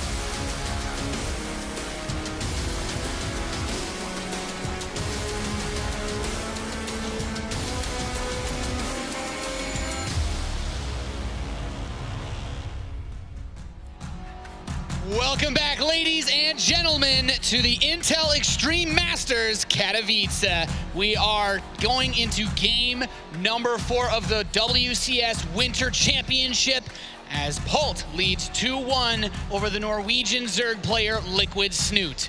And there's no other way to put it than that Polt has been pretty cheeky so far. In game number 1, double factory, tried mass heli and didn't really work.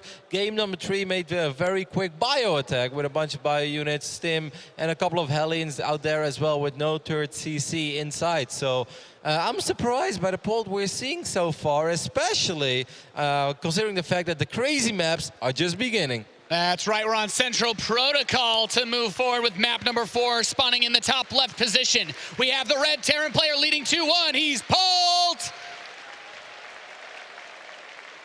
Gotta love how calm and composed he still is, despite the fact that it wasn't an ideal start to this best of 7. Either way, over here on the right bottom side, we're looking at the main base of our Norwegian Zerg player. Give it up for Snute.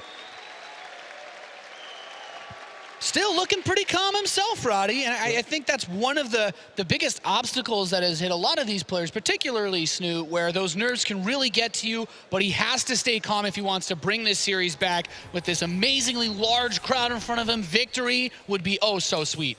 Yep, and we said it a little bit in the start here. These maps are a little bit crazy. Look at this opening over here as well by Polt. He didn't do it before, Nate, because you said he doesn't like to do this very often, but talk to me.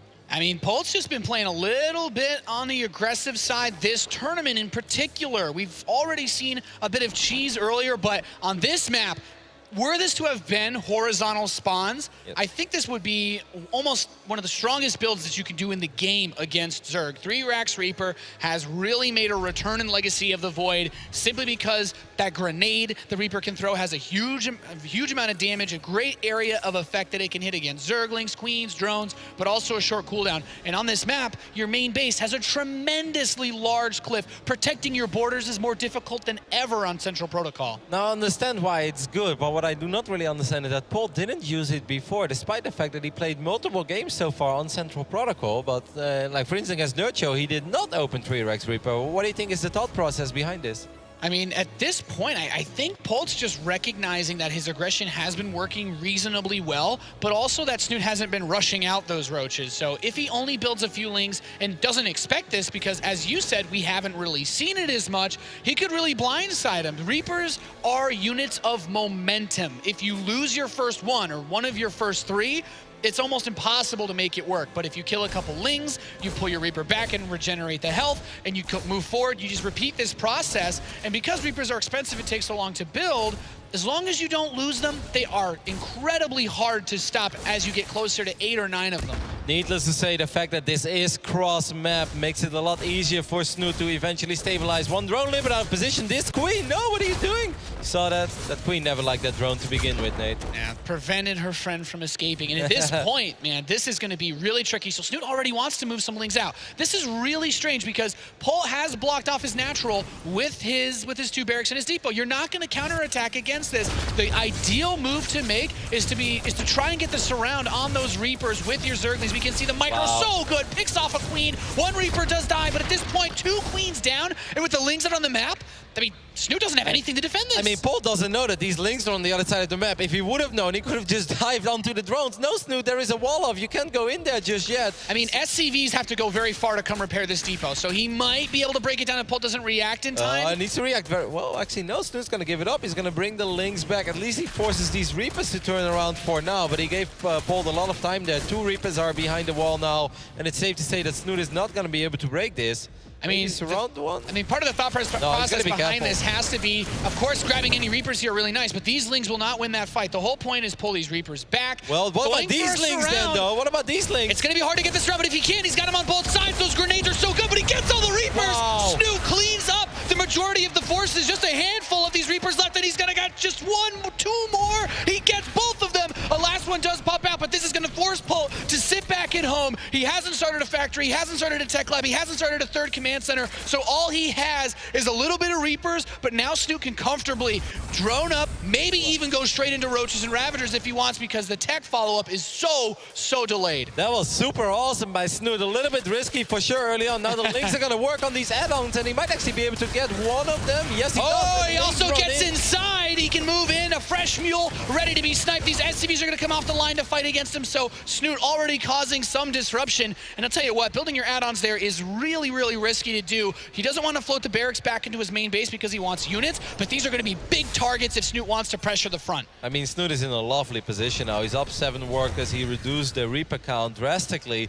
It was still, I think, a very risky call early on with those Lings. When you create chaos for your opponent on the other side of the map, that's really annoying because you want to focus on your Reapers. But after Polt took out those Queens, I really think if he would have known the Lings were not there, he could have killed all the drones. I mean, all you need to do is pull a couple of more of your SCVs, repair that wall, and send your 8 Reapers into his main. It's going to wreck any Queens that pop out. But now Polt, he's going to run around a little bit, but this is not that tremendously threatening number of Reapers that he had earlier. And these Reapers are actually in a lot of trouble as well. 1 Reaper gets picked off immediately. Even the 2nd Reaper goes down. So it's safe to say that the Reaper phase has ended in this game. Oh, yeah. Snute is supply. Well, actually, he was supply block, not anymore. 9 Reapers going down for 28 Lings. That may look like, wow, 28 Lings, that's a lot right now. For 9 Reapers, that's a very good trade. When you consider what Snute lost, it was some minerals, but Polt lost a lot of gas. That's tech. Look, Snute's already getting his infestation pit. I mean, it's a bit adventurous as his 3rd base is only just completed, but Polt, his stim is coming in. I think the biggest mistake that Snute could make is to be, too greedy here, as we do see once again Polt is not building a 3rd command center. He's on 5 racks on 2 bases with no gases on his natural. He wants to build Marines, Marauders, and with the lack of a factory, nothing else. I would love to see Snute just focus on economy for a little bit, try to get something very stable, steady going, even though these are 7 Rexes, by the way. He needs just Roaches and Ravagers. There's no factory. This is about as all in as you're going to get. Wow. A follow-up to this would be so late, since he hasn't taken any other gases either. This is really scary. Yeah, these infestors won't pop with enough energy for fungal growth either. It's very important that Snute actually identifies this as quick as possible. For a second, I thought that it was going to take a little bit longer, but with 7 Rexes as a follow-up, I mean, Polt wants to make something happen now. I think even just taking out that 3rd base, I'm not even sure if that's enough. Snute is supply blocked again. This is kind of an ugly moment to be supply blocked. He still has to wait 15 seconds before he can produce additional units. Now, cross-map parade pushing is not super effective, but Polt's army, with the upgrade, with Stim and Combat Shield, is definitely stronger than Snute's army at the moment. Especially without Medivacs, fungal growth is going to be so important, but these infestors do not spawn with the energy that they need for it. Snute needs a lot more time to get that up.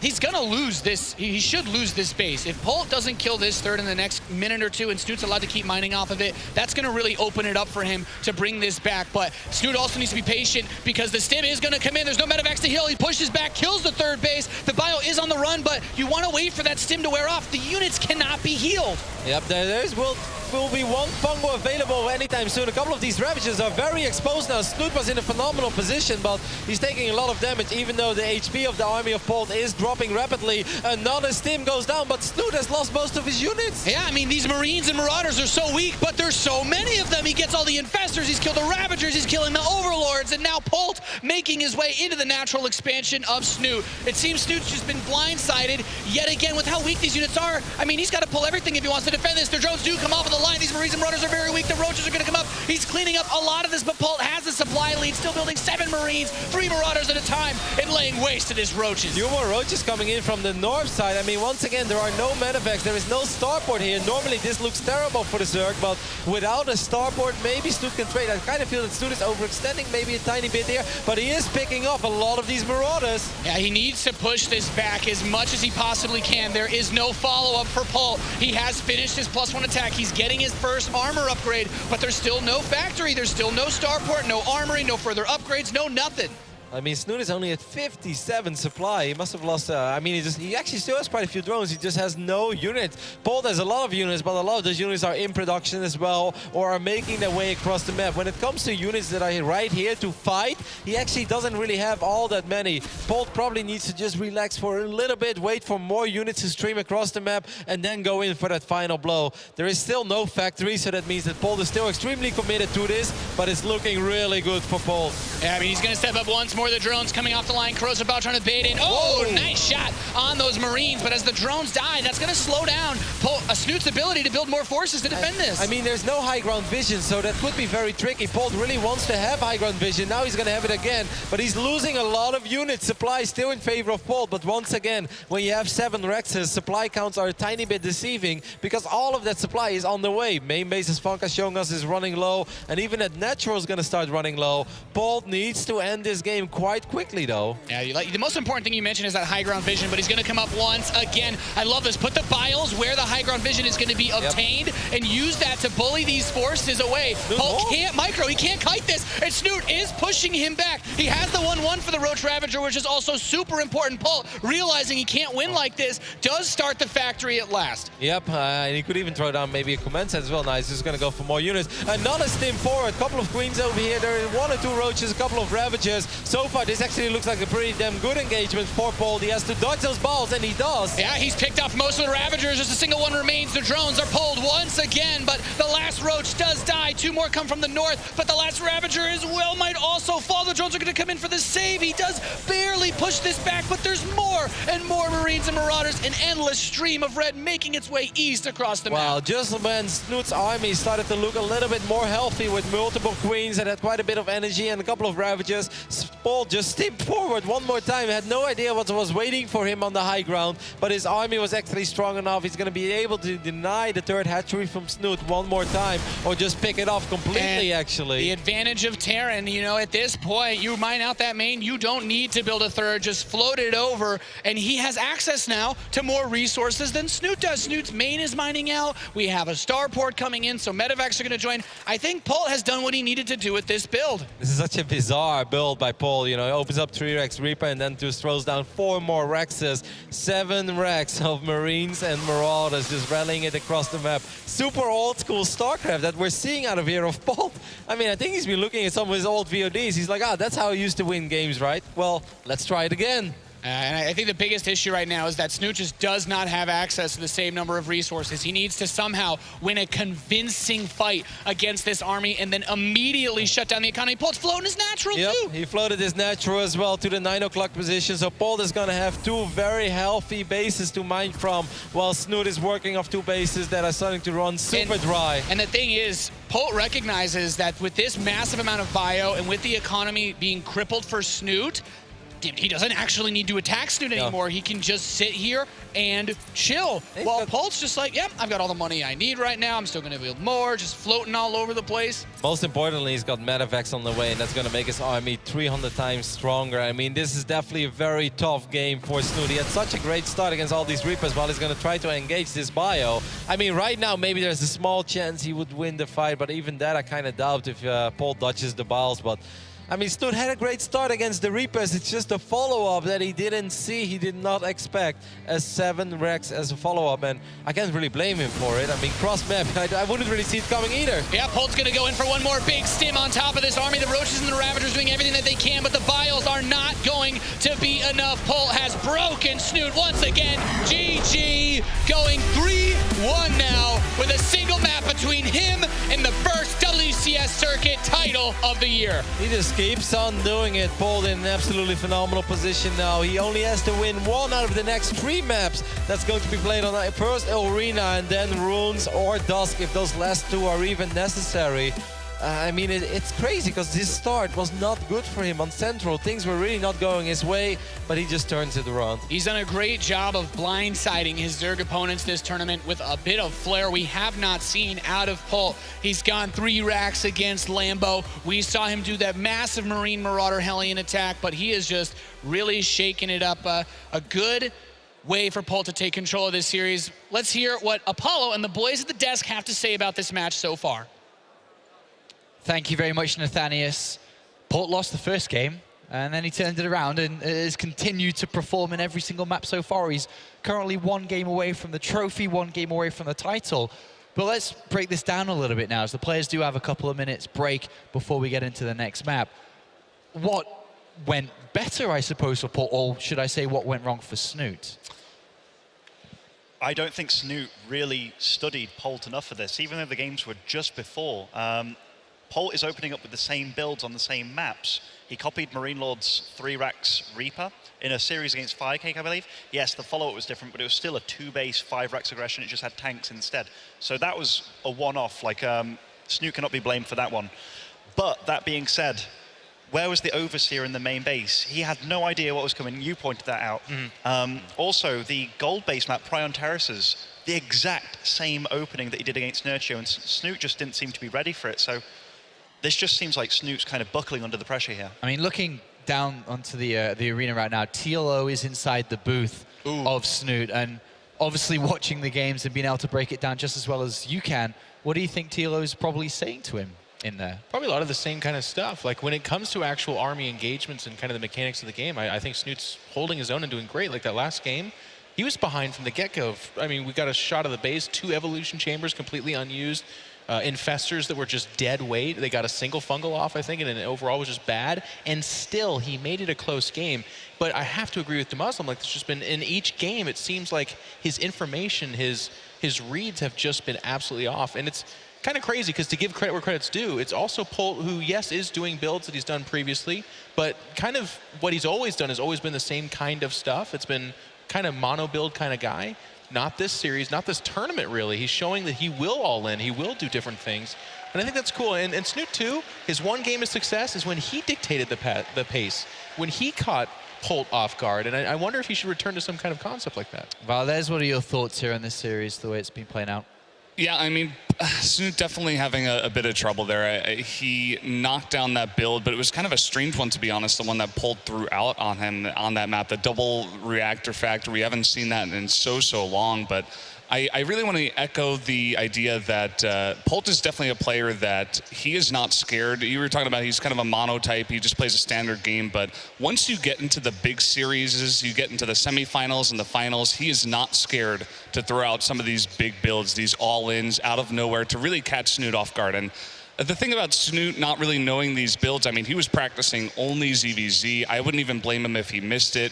I think it would be up to maybe some of his teammates or someone else to give him the information, or maybe just to go back and watch the VODs. But yeah, just definitely not responding too well to the builds that Polt has already done. Well, Polt, I think it's safe to say we know him all quite well.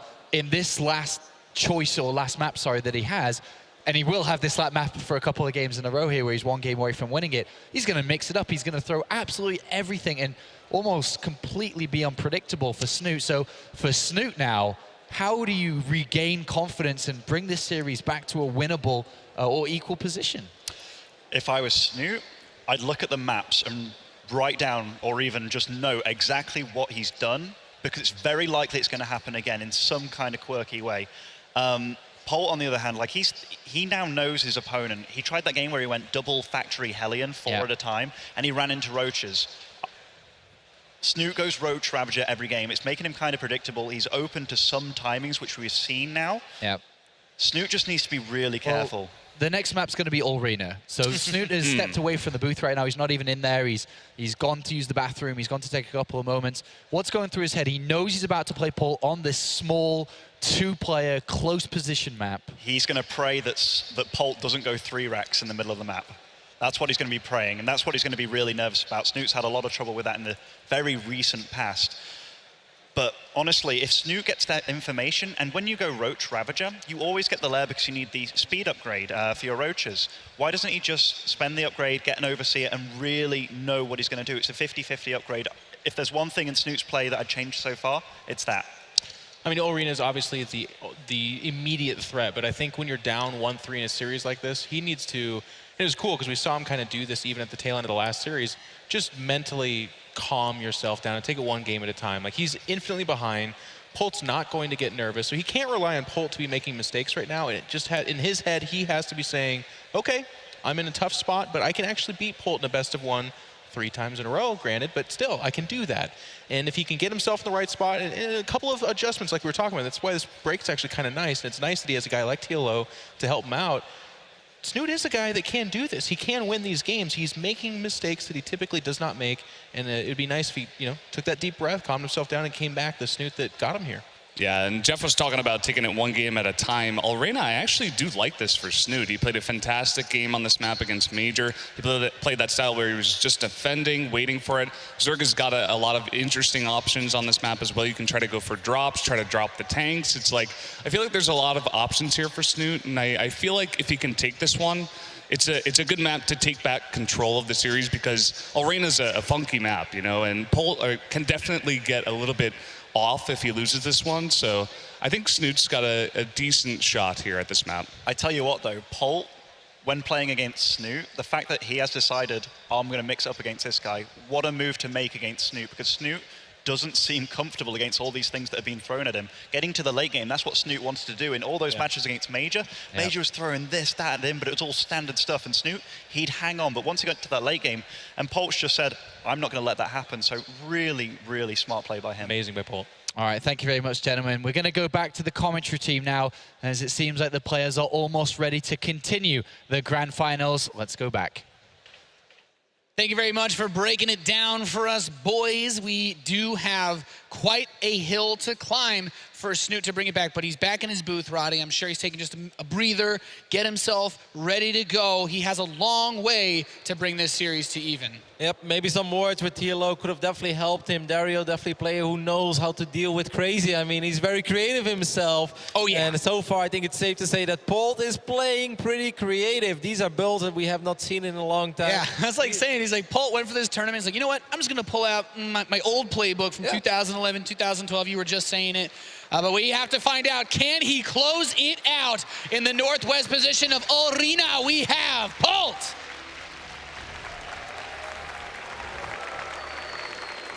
And this man on the left bottom side of Arena has to win 3 maps in a row to win his first WCS championship. He's going to need your support.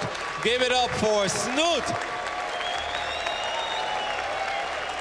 The crowd is lending its energy. The viewers at home are lending their energy to Snute, but he just has so far to go. This was the map where Polt went for a very aggressive, gasless 3 racks, all in basically, against Lambo earlier. It is the map where Firecake was able to go for that cheeky Ling drop. So Arena is a map where most of the crazy stuff tends to happen. I mean, to put things in perspective so far, Polt has dropped 3 maps throughout the entire tournament. Now Snute needs to win 3 in a row. It would be a legendary comeback, to say the least. Of course, a lot of money on the line as well for the people who just joined us. $15,000 for the runner-up. So that's what both these guys have already secured themselves. But if you win the Winter Championships, you'll walk away with $35,000. And that's a whole lot of money, Nate. Yeah, there is a lot at stake here at the Winter Championships, and it has just made it, you know, it's one of the things that just makes it so prestigious. You know, you get the money, you get the spot at the WCS Global Playoffs at the end of the year, and that allows you, you can get rid of the stress of saying, I need to qualify. You're like, no, I don't need the points anymore. I just need to be good when that time comes. All right, this is already getting interesting. This Overlord made his way past Polt's base. Everything looks standard, right? 1 Rex and then, you know, command center. But wait a minute, Nate. 2 more Rex go down immediately. And it's unlikely after this Overlord already ate quite a few bullets. I love how Funka's showing it as well.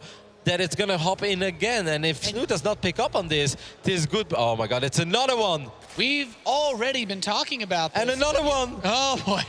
Just keep on going. Polt's just stacking racks on racks on racks this series, man. So many heavy bio plays, and it seems like a lot of the Zerg plays have been setting up to deal with either Liberators or Drops or Banshees or Hellions or Hellbats or what have you, but it's just going to be raw power in this game from Polt. Hey, the depots are raised, by the way. If all of these links go up the ramp, maybe one link could squeeze by. I mean, Polt has to be careful. You want to hide this. He's going to lose 2 SCVs immediately. Polt, you can't save these SCVs because you don't want to reveal what you're doing. If these links run by... I mean, he just needs to know. And I mean, you see this know. many Marines. He's building quite a few. It's very hard to tell at this point, but the Roach Warren is on the way. Yep. Honestly, Snute just needs to crank out forces, and yes, just get the Roaches. A couple of Ravagers can hold this, especially gasless. Like, there's not going to be stim. There's no combat shields. There's no Marauders to support. Pure Roaches will wreck this. This time, Snute didn't see everything what he needed to see, but he makes the correct call. 9 Roaches on the way. I mean, especially if Polt wants to really attack with all of his Marines, he has to run up the ramp. Maybe Snute wants to attack, but I do not recommend him attacking because, you know, his opponent has no gas whatsoever. Still completely gasless. I'm not sure if Snute actually knows. I think Snute just wants to attack.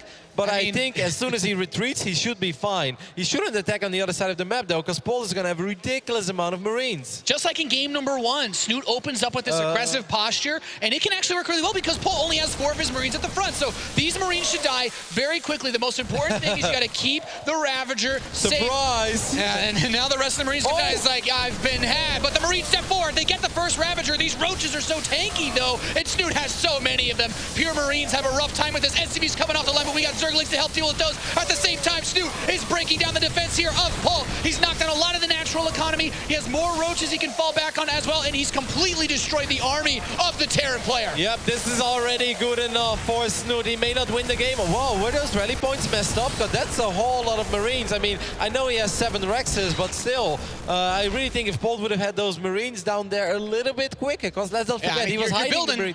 You're building 5 at a time, and at this point, like, Snute knows, like, all right, all I really need to do is just keep building Roaches. Do not stop for anything. I think he had the rally points messed up a little bit there. Polt definitely took way more damage than he had to. Even though he didn't die here, it's going to be very hard for him to close out this game. Snute went back to building Roaches after he squeezed out a few more drones, and he should be fine.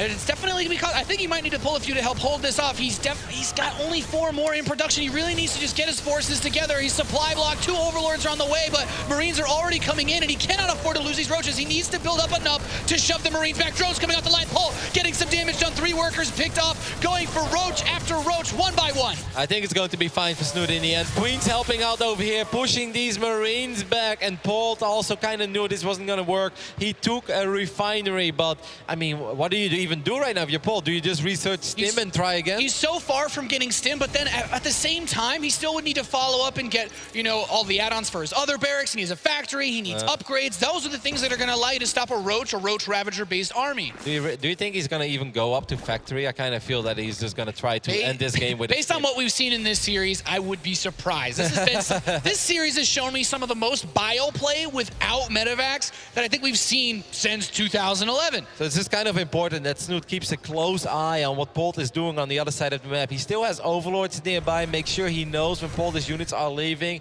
Make sure that he knows that, oh, 1 more refinery going down, by the way. So we'll see what this is. Just don't over-drone like a madman. You know, setting up your economy is fine, saturate the bases nicely, but don't completely overdrone, because right now your opponent has absolutely zero attack. So it comes down to the same thing as it came down on Central Protocol. Defend one time without taking too much damage, and you'll be fine. But on Central Protocol, he just took too much damage the first time. Yeah, the biggest advantage for Polt and what he's going to try to play off this game is his insane amount of production. 8 Marines at a time. We're not even 7 minutes into this game yet. What Snute is going to have to deal with, you just pointed it out, is when Stim finishes, there's going to be an insane number of Marines. This map, he needs to use the corrosive biles on these choke points, and I actually love that Polt's going to break down the rocks, because he realizes if he fights in these choke points where that splash damage ability can be cost effective, that's the one way he loses this game horribly. Well, after taking that third refinery, Polt has just dropped the factory. I mean, obviously Medivacs is still pretty far away,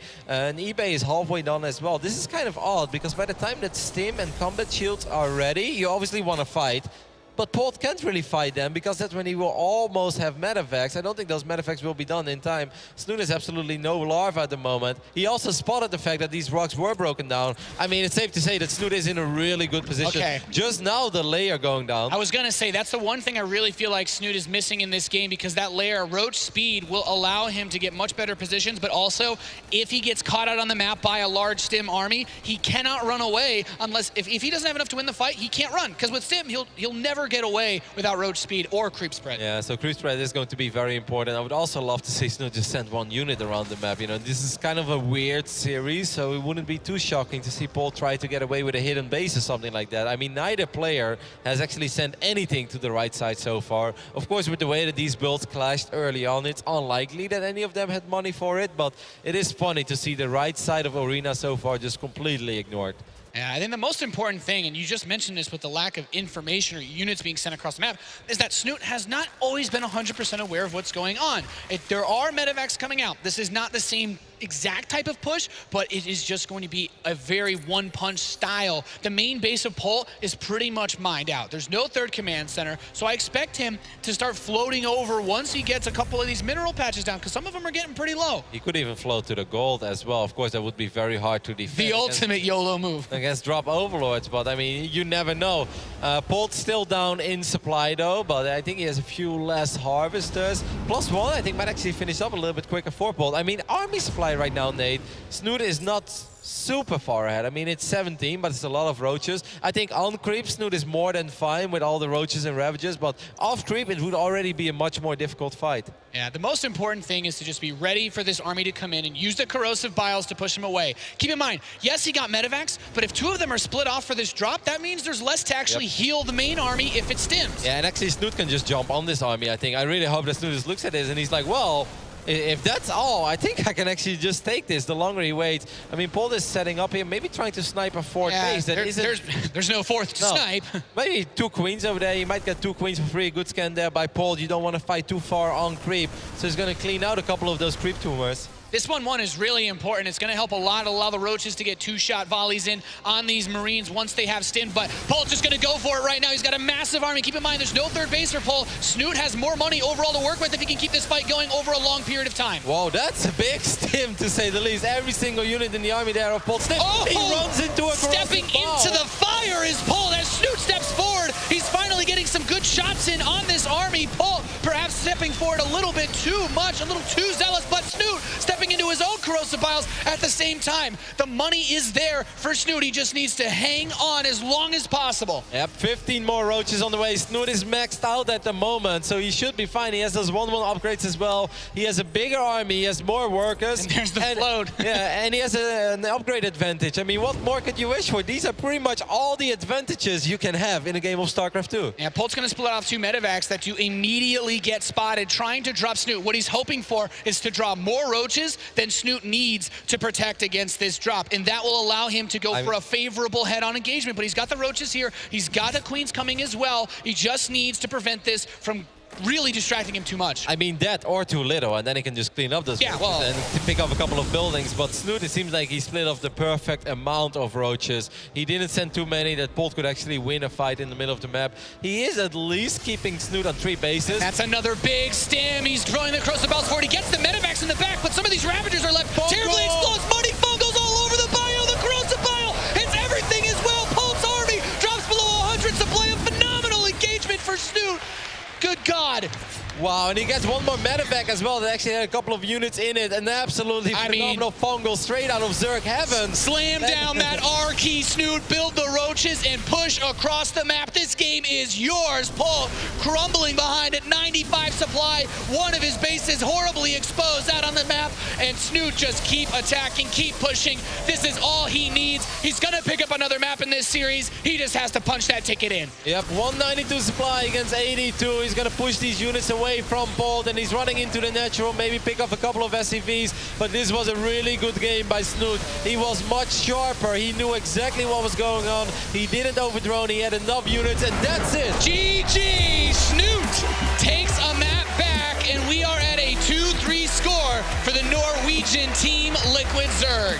I mean, that's a great point to get on the board. Obviously, he had to. He has to do it 2 more times, as this arena is really full right now, by the way, Nate. Yeah, there are so many awesome fans here to watch some great StarCraft action. Thank you so much for coming out.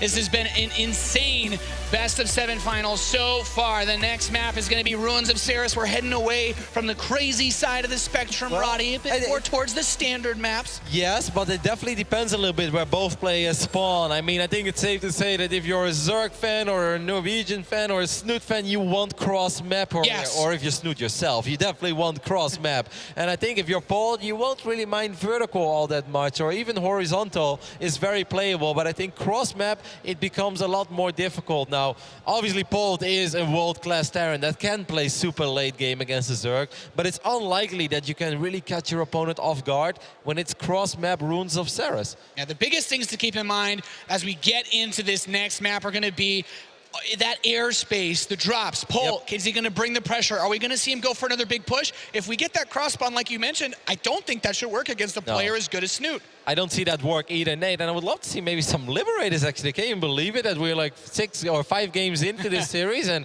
I don't think we've seen a single Liberator. 6 games, actually.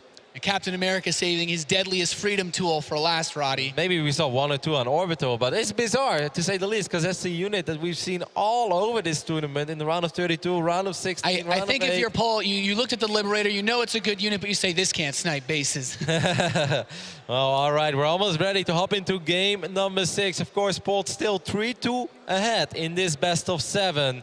Can Snute make one of the most epic, legendary comebacks we've ever seen in StarCraft 2? That is what we are going to find out. Such a tense match, so much on the line. $20,000 to the winner of this best-of-7 Polt. Just 1 map win away from claiming that, and of course a title, a ticket to the WCS Global Finals at the end of the year. Everyone racing this year through the WCS circuit to get there, and it can possibly end here for this man in the bottom right. If he can take this map, he can take the championship and that beautiful Intel Extreme Masters trophy in the bottom right. Representing Korea and CM Storm, he's Polt. Still looking incredibly focused. Of course, over here on the left bottom side of Ceres, which does mean we have horizontal positions. It's the man who won the first and the last map in this series so far. It is Snute.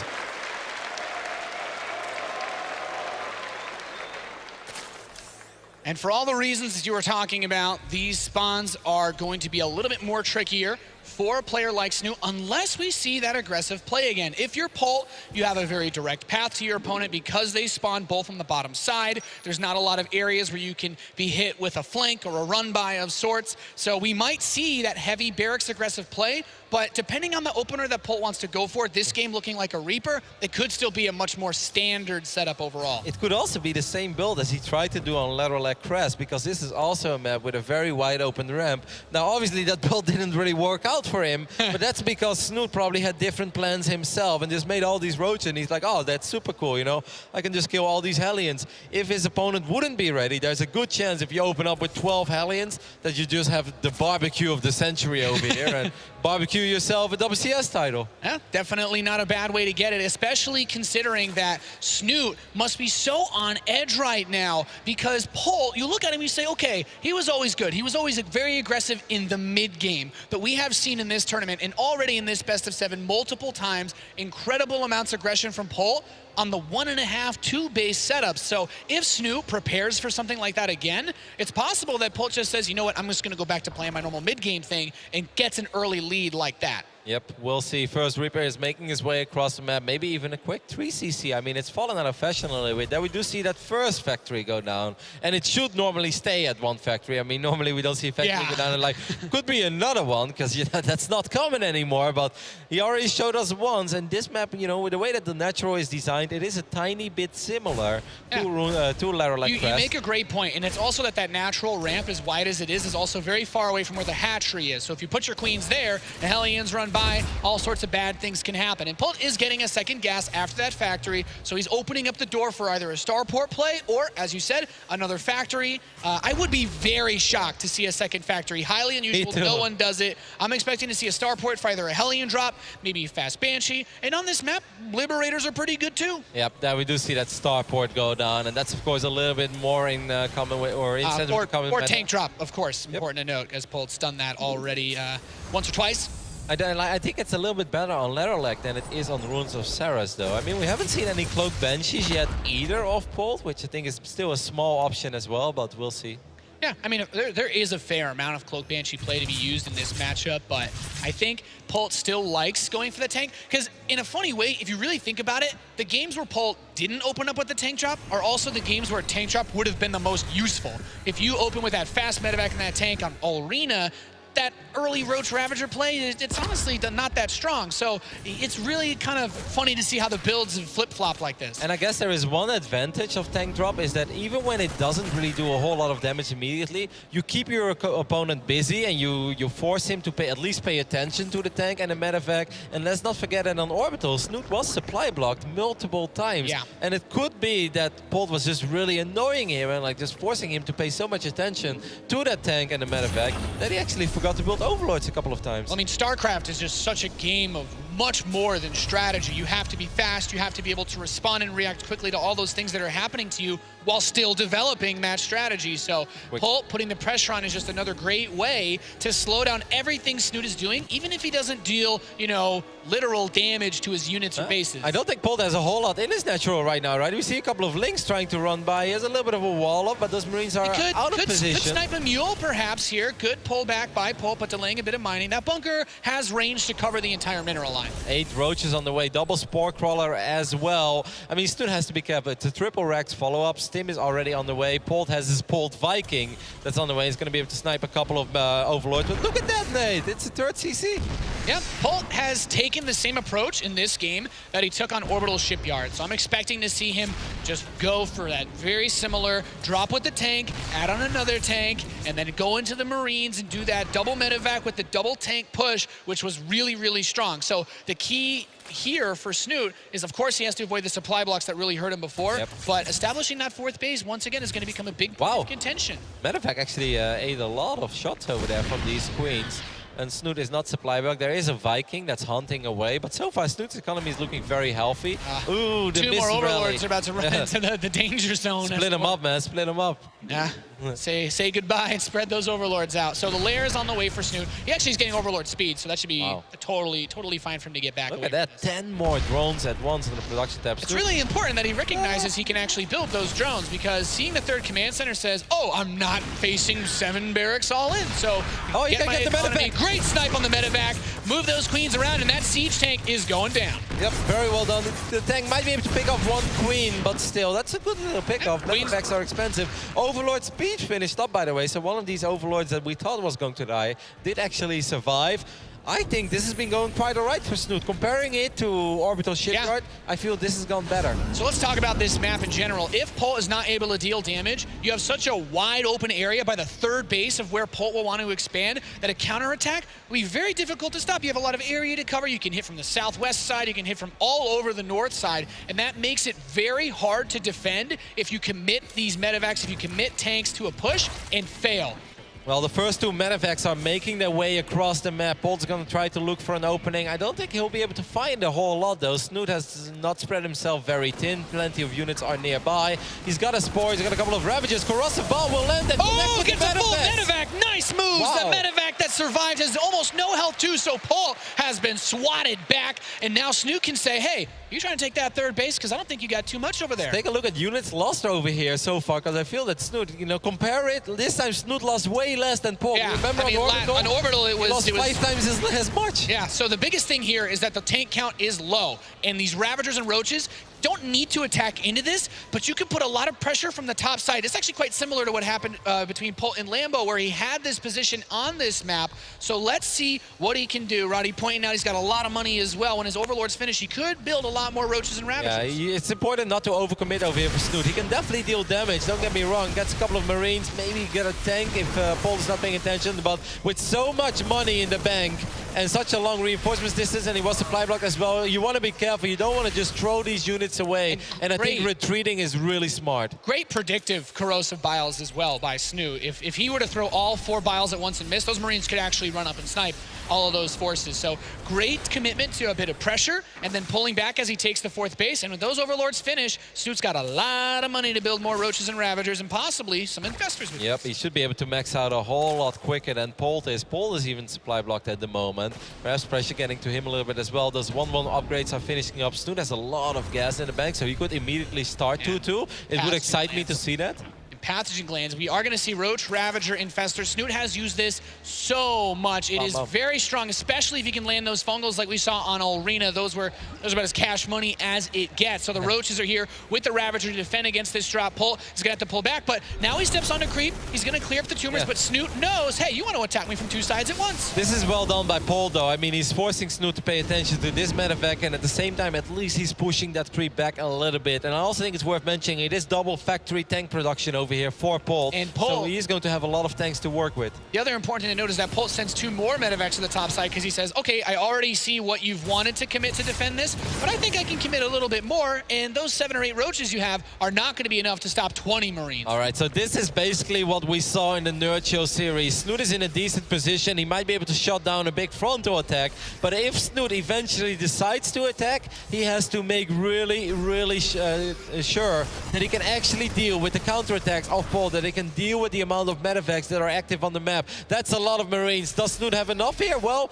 maybe. It depends on his control. Some of Snute's army is getting pulled out, so Krosabot's going to drop, not really hitting anything. That 4th base under a lot of pressure. A lot of high energy queens are going to get picked off here. Throws the transfers in the extractor, but some drones are going to fall too at the same time. Snute, no, don't counter. Pull back. He needed to have this army back home a lot earlier. No, some of it's getting caught by the army. He didn't pull all of it away. No, this is the exact same thing. Polt is doing it again. He did it against Nerd Show. Doesn't have a great early game. Counterattacks, gets the 4th base. Snute left units behind, but he didn't leave enough behind. And suddenly this game has turned around. Polt is looking very good right now. Polt moved in with those medevacs right as he had baited Snute's army away from his main forces, so he couldn't run home to defend before losing the 4th base. And now Polt, he is continuing forward with potentially the Doom March. Great fungal on these Marines, but he needs to drop some biles to finish him off.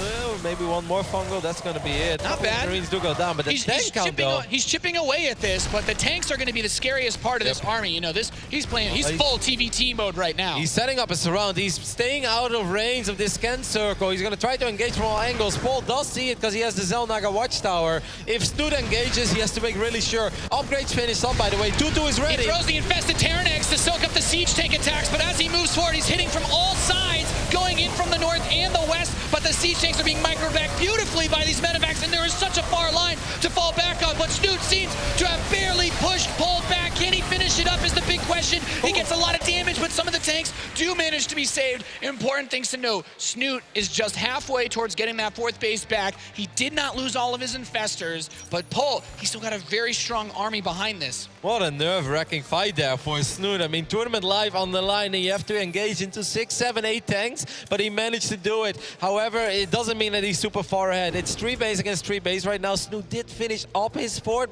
or actually it's almost finished up, but you know, it's not really saturated yet. First Liberators are on the way. He used all of his fungals. Snute has to be very careful here. Yeah, I mean, he's going to move in here. He tried to get a couple of these Marines. Maybe didn't expect these siege tanks to be here, but he actually does get on top of them. He just needs to pick these up. Wow. These tanks are so exposed, and they will be forced to lift up. They will be forced to retreat, but Snute has fallen behind on supply, and those tanks are just so cost-effective. A couple of the medevacs are very low on HP, though, so maybe a fungal in combination with a corrosive bile can really turn the next fight upside down. It's important to mention that during the very big fight, Polt, 2-2 upgrades were not ready. It finished up a little bit after the fight.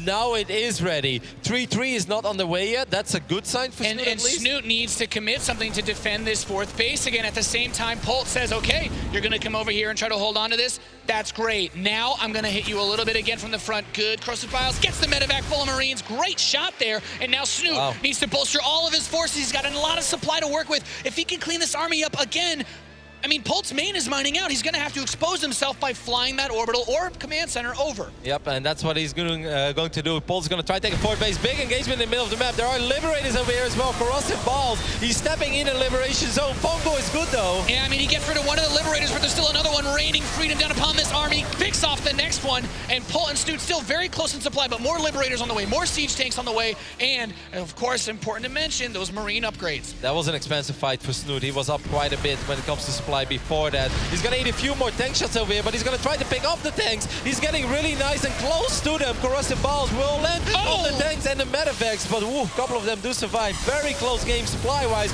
Tanks being dropped. Corrosive Ball. Oh, hits quite a few of the siege tanks. Those are the units that are really going to prevent those Ravagers from getting close enough to Corrosive Bile, the Liberators. But Polt, another drop going to the top left side. They're trying to hit that fourth base. 8 Marines are going to run for it. There's a Roach and 3 Queens. Good transfuse going to land, holding this back. The Queens have been good control, but now Polt's getting that fourth base of his own. It's an incredibly close game. Polt is up a little bit in supply, and he's definitely looking good with that +3 attack, but this game can still go into Snute's favor. He's making a lot of Roaches at once. He still has Infestors. It can all come down to a couple of Corrosive Biles and Fungals. Yeah, good Queen defense to push this back, keeping these Marines away, possibly getting close to that medevac. What Snute really needs is a Dream Fungal on these Marines while they're extended, and some good Corrosive Biles on the Liberators immediately. Like, I think that last fight, he dropped a couple of Corrosive Biles, but one Liberator survived, and it was pushing out a ridiculous amount of damage. A Liberator kills any of the units in Snute's army right now in 2 shots. So it is a very powerful tool where as long as it can just fire a couple times in that fight, you're eliminating several supply for Snute. Yeah, Polt is pushing Snute pretty far back to his side of the map, and Snute has thrown down a Spire and is going up to Hive. Interesting moment to do that.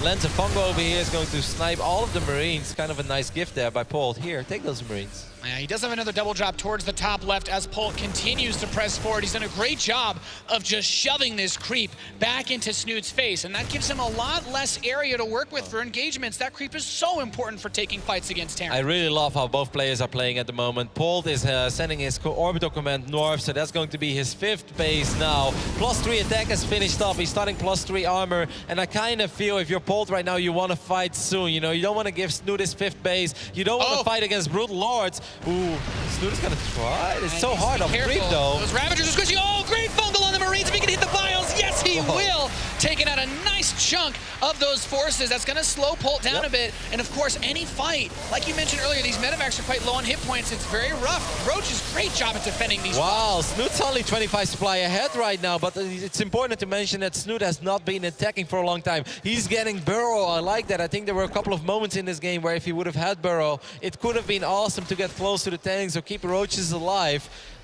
Polt is making more and more tanks. That Spire is done. It's not a great Spire yet, but look at Snute's money. Snute has a little bit of money. There we go. It is morphing. And let's see what the Roaches can do on the other side of the map. This is one of those positions where that Greater Spire could be the tool that he needs. The Roaches on the counter, but Polt is getting ready to push in on the 5th base of Snute. If he gets the 5th, he'll kill the 4th. That high ground position is so important, so useful. Now, the Liberation zones have been set up to cover the flanks of the tanks, and that's going to make it very difficult to go for a surround. Well, he does get the 5th immediately. Maybe a couple of Corrosive Biles can take care of at least one Liberator over here. I think Snute's going to try to intercept the reinforcements. Now suddenly Polt is quite a bit ahead again when it comes to supply. Of course, Snute is buying time. He's building Corruptors now. Snute wants to fight with Brutal Lords, and I think that Polt is starting to suspect this because he's like, hey, you know, you had a big army before. Why are you not trying anything? Why are you counterattacking? Are you trying to buy time? Well, I'm not going to give you that time, and I think that Polt is really going to try to push the issue here. Yeah, Snute just needs a little more time. Gets a decent fungal on the Medivacs, holding the tanks in the air. They go down as Snute presses Polt back. He doesn't need to attack into this. He just needs a little more time to get those Broodlords out. Yeah, he already lost that 5th base anyway, so there's really no need to fight there unless those tanks go too close to his fort. But for now, having Greater Spire is done. Yep. 5 Broodlords are on the way. This is the tool. This is everything that Snute needs. If he can just hold on for these bad boys to finish, he should have a fighting chance at routing this attack. Yep, a lot of Medivacs very low in HP as well. One fungal would be great. Good job there by Polt, though. He's splitting up a couple of those Marines. He's playing very well. I really think that Polt is expecting this. He's up 25 supply, but the Broodlords are finishing up. And then suddenly these tanks are a lot less scary. That's right. Just pull the Roaches back, pull the Ravagers back, let the Broodlords do their dirty work as the tanks begin to friendly fire on the Marines. Polt is going to need to go for a different tech option to handle this army. I mean, let's not forget that Snute has retaken a 5th base a little bit more north, and Polt is not aware of this as far as I know. I don't think he saw it.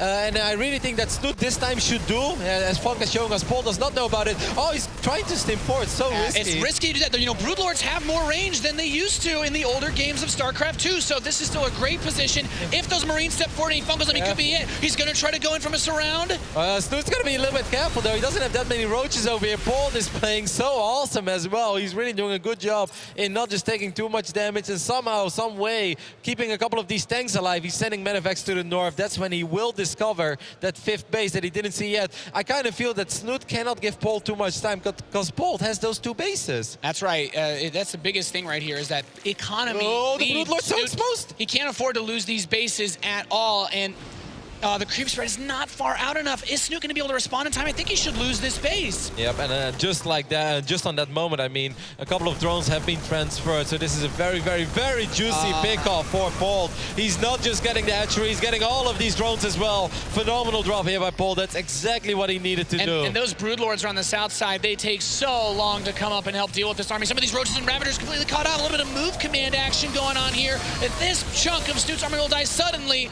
Seem to be falling apart right now, trying to deal with this army. Couple fungals from the high ground maybe, but good splits there by Polt. I didn't know you could split with tanks, but he's doing it, Nate. This game has taken a pretty rough turn for Snute. The Broodlords are strong, but the Viking count is being built up. The Infestors throw the fungal down. The Broodlords are hitting from very far away, but the money isn't there for Snute to follow up from this. Nope, losing that base. I mean, he didn't really want to take that base. He just was forced to take it because Polt took out this initial 5th base, and this base was a lot harder to defend. Polt is so incredibly rich. 3,500 minerals in the bank, 1,300 gas. He's throwing up 3 starports. I mean, he's living the Terran dream right now, and Snute is just working with what is left. I mean, of his first 3 bases, really not all that much. No creep spread anymore either. He just has that 4th base, and that's the only thing that he has at the moment. He's just really got to turtle up. That's his only chance to keep his WCS dream alive. It will be very difficult to make this work just with so much out here. I mean, a couple of free Vikings are nice, I guess, but Polt's also adding more command centers so he can lock down bases. He got building armor, he got high-sec auto tracking. That means attacking the planetaries that are out on the map is going to be so difficult. 5 queens on the way for Snute. I mean, he had a lot of minerals, no gas. I kind of like that because I really feel that just pushing out creep again is going to give him some more time to survive. And, you know, as long as you're maxed out, it doesn't really matter how rich your opponent is. For my part, he has 10,000 minerals in the bank. If you can get close to being maxed out, you'll always have a shot in StarCraft 2, especially because Snute still has upgrades as well. He just needs to find a way to get enough time to be close enough to be maxed out. Even 185 supply would be good, you know, 180, 175 is acceptable, but you can't fight with 146 against 200. That's just a losing fight. He has the tech he needs. He's got the Broodlords, he has the Infestors, but you know, a Viper here and there is important, but also having enough meat underneath to push the Marines back is really important as well. I think he has 1 Viper on the map currently. I think a 2nd Viper on the... Yeah, he just finished the 2nd one. He's starting a 3rd. Parasitic Bomb is really good against Vikings. Okay, he gets a couple of Medivacs for free again. So far, so good. A lot of these tanks shouldn't be extremely good against the Broodlords. He's going to just force it all right here.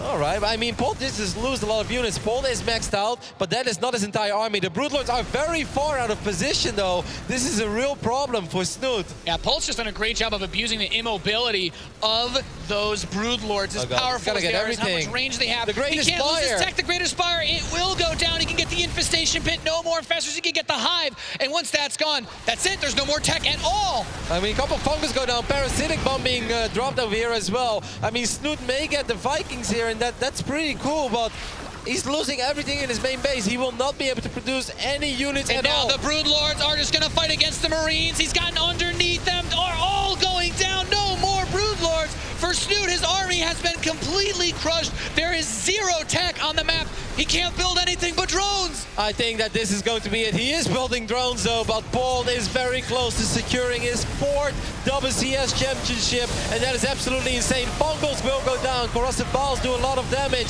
but Snute just doesn't really have all that much left.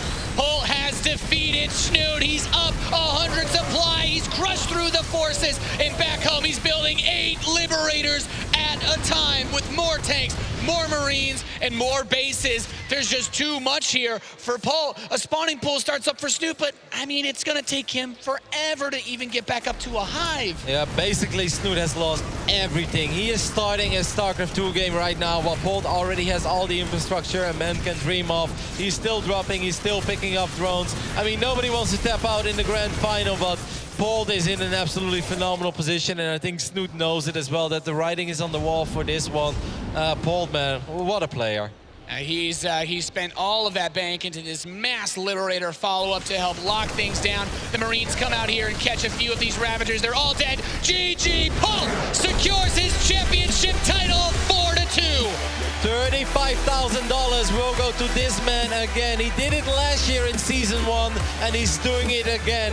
I mean, what else is there to say? Absolutely phenomenal TVZ by Polt throughout this entire tournament, and a really cool finals. Just an absolutely amazing display of skill from both sides. Polt breaking out the old builds, working with the new units, and really throwing everybody in this tournament for a loop, not playing his normal predictable style. Yeah, how cool was that? Polt is busting out builds that we haven't seen in a long time. Didn't work out too great on Larolek, didn't work out perfectly on Arena, but it did work on Prion as well, and even on Central Protocol he was able to squeeze out a win in something that didn't really look like a very promising scenario. So just an overall awesome performance by this man again. Stepping down to claim his rightful prize here with the Intel Extreme Masters Championship. Your champion, Polt!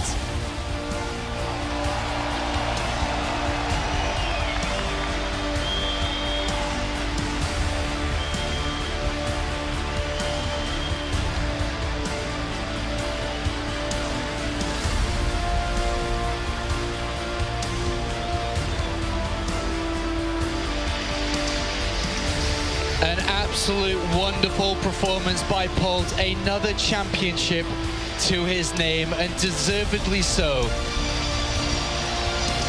Polt is the Intel Extreme Masters champion of 2016, defeating Snute 4-2.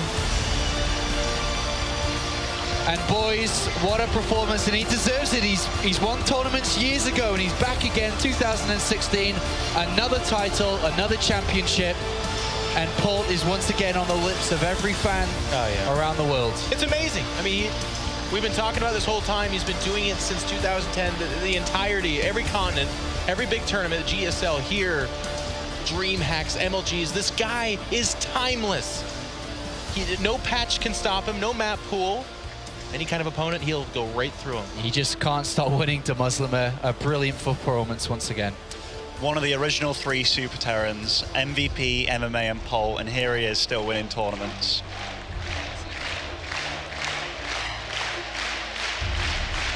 And by the way, he can lift that trophy. Holy crap. And shake it around, apparently. What a trophy. It's a great moment for Polt once again. We do have Hydra, Nurture, and Snute on stage as well. The top 4 of the Intel Extreme Masters receiving their medals for their remarkable performance over this 4-day tournament. Mike Morheim also giving out the medals here.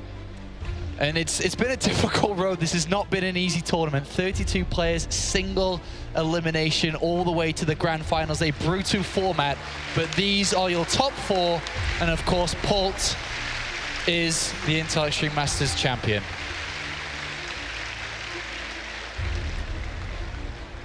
Polt, you came here as a man on a mission. You said you would not let your fans down. You didn't, and you are the WCS champion for the Winter Championship. Your 4th title. Explain what that means to you. Yeah, I promised my fans I won Letdown, and I did it. And this is my 4th WCS Championship title. Well, when WCS system was announced, like this region lock, someone said like Polt is gonna win like 15 times, and well, it may be true. Who knows? Okay. What is it about the WCS that just seems to bring the best out of you every time you play in it?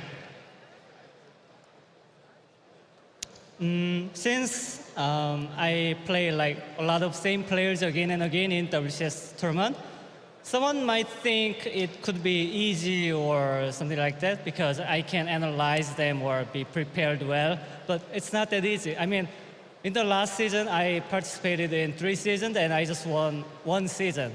And so, like, from that tournament, I learned a lot. Oh, if I play like this, then I just lose. So I prepared like way more than I used to do. And for the next time, of course, I will do more and more. Okay. One final question. I just want to talk about Snute. He's had a fantastic run through the tournament. Just a few words about your opponent in the final. Snute is one of my favorite players. I respect him a lot.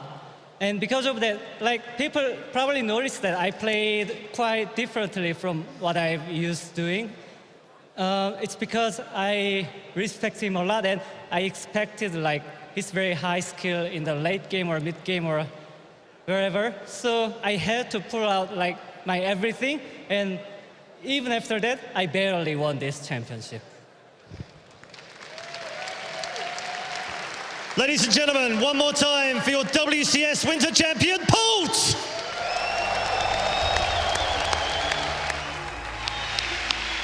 It wasn't easy. It really wasn't easy for Polt, but he did at the end come out of it 4-2. A valiant performance, and I think that was a great final to watch, to enjoy, to remember. We've seen many great finals in the past. It didn't quite go the full distance, but it was a great series to watch in Control. It was, and I love, we were talking about this going into it, the mind games between these players. When you have a top 4 like this, where any one of these guys, as DeMuslim said, could win this tournament, you do have to change yourself. You do have to conquer your demons. And Polt, talking about how last year he learned if he plays the same, he will lose. To see him reinvent himself here, it's incredible. I said it before, and I'll say it again. Polt is a guy that is not going anywhere because he knows how to play these series. He said it there in the interview. He's like, I respect Snute so much. That is the reason why I played specifically this style of play, this very aggressive early game style against Snute. If he tried to go late game against Snute, who knows what would happen, but Polt is not going to let that happen. And that's because he's a fantastic, long series player, best of 5, best of 7s. He's always super strong, and I think that's part of the reason why he won this championship. He's a great tournament player. He's a great series player. But one thing that really stood out is not only does he know his own strengths, but he knows his opponent's weaknesses.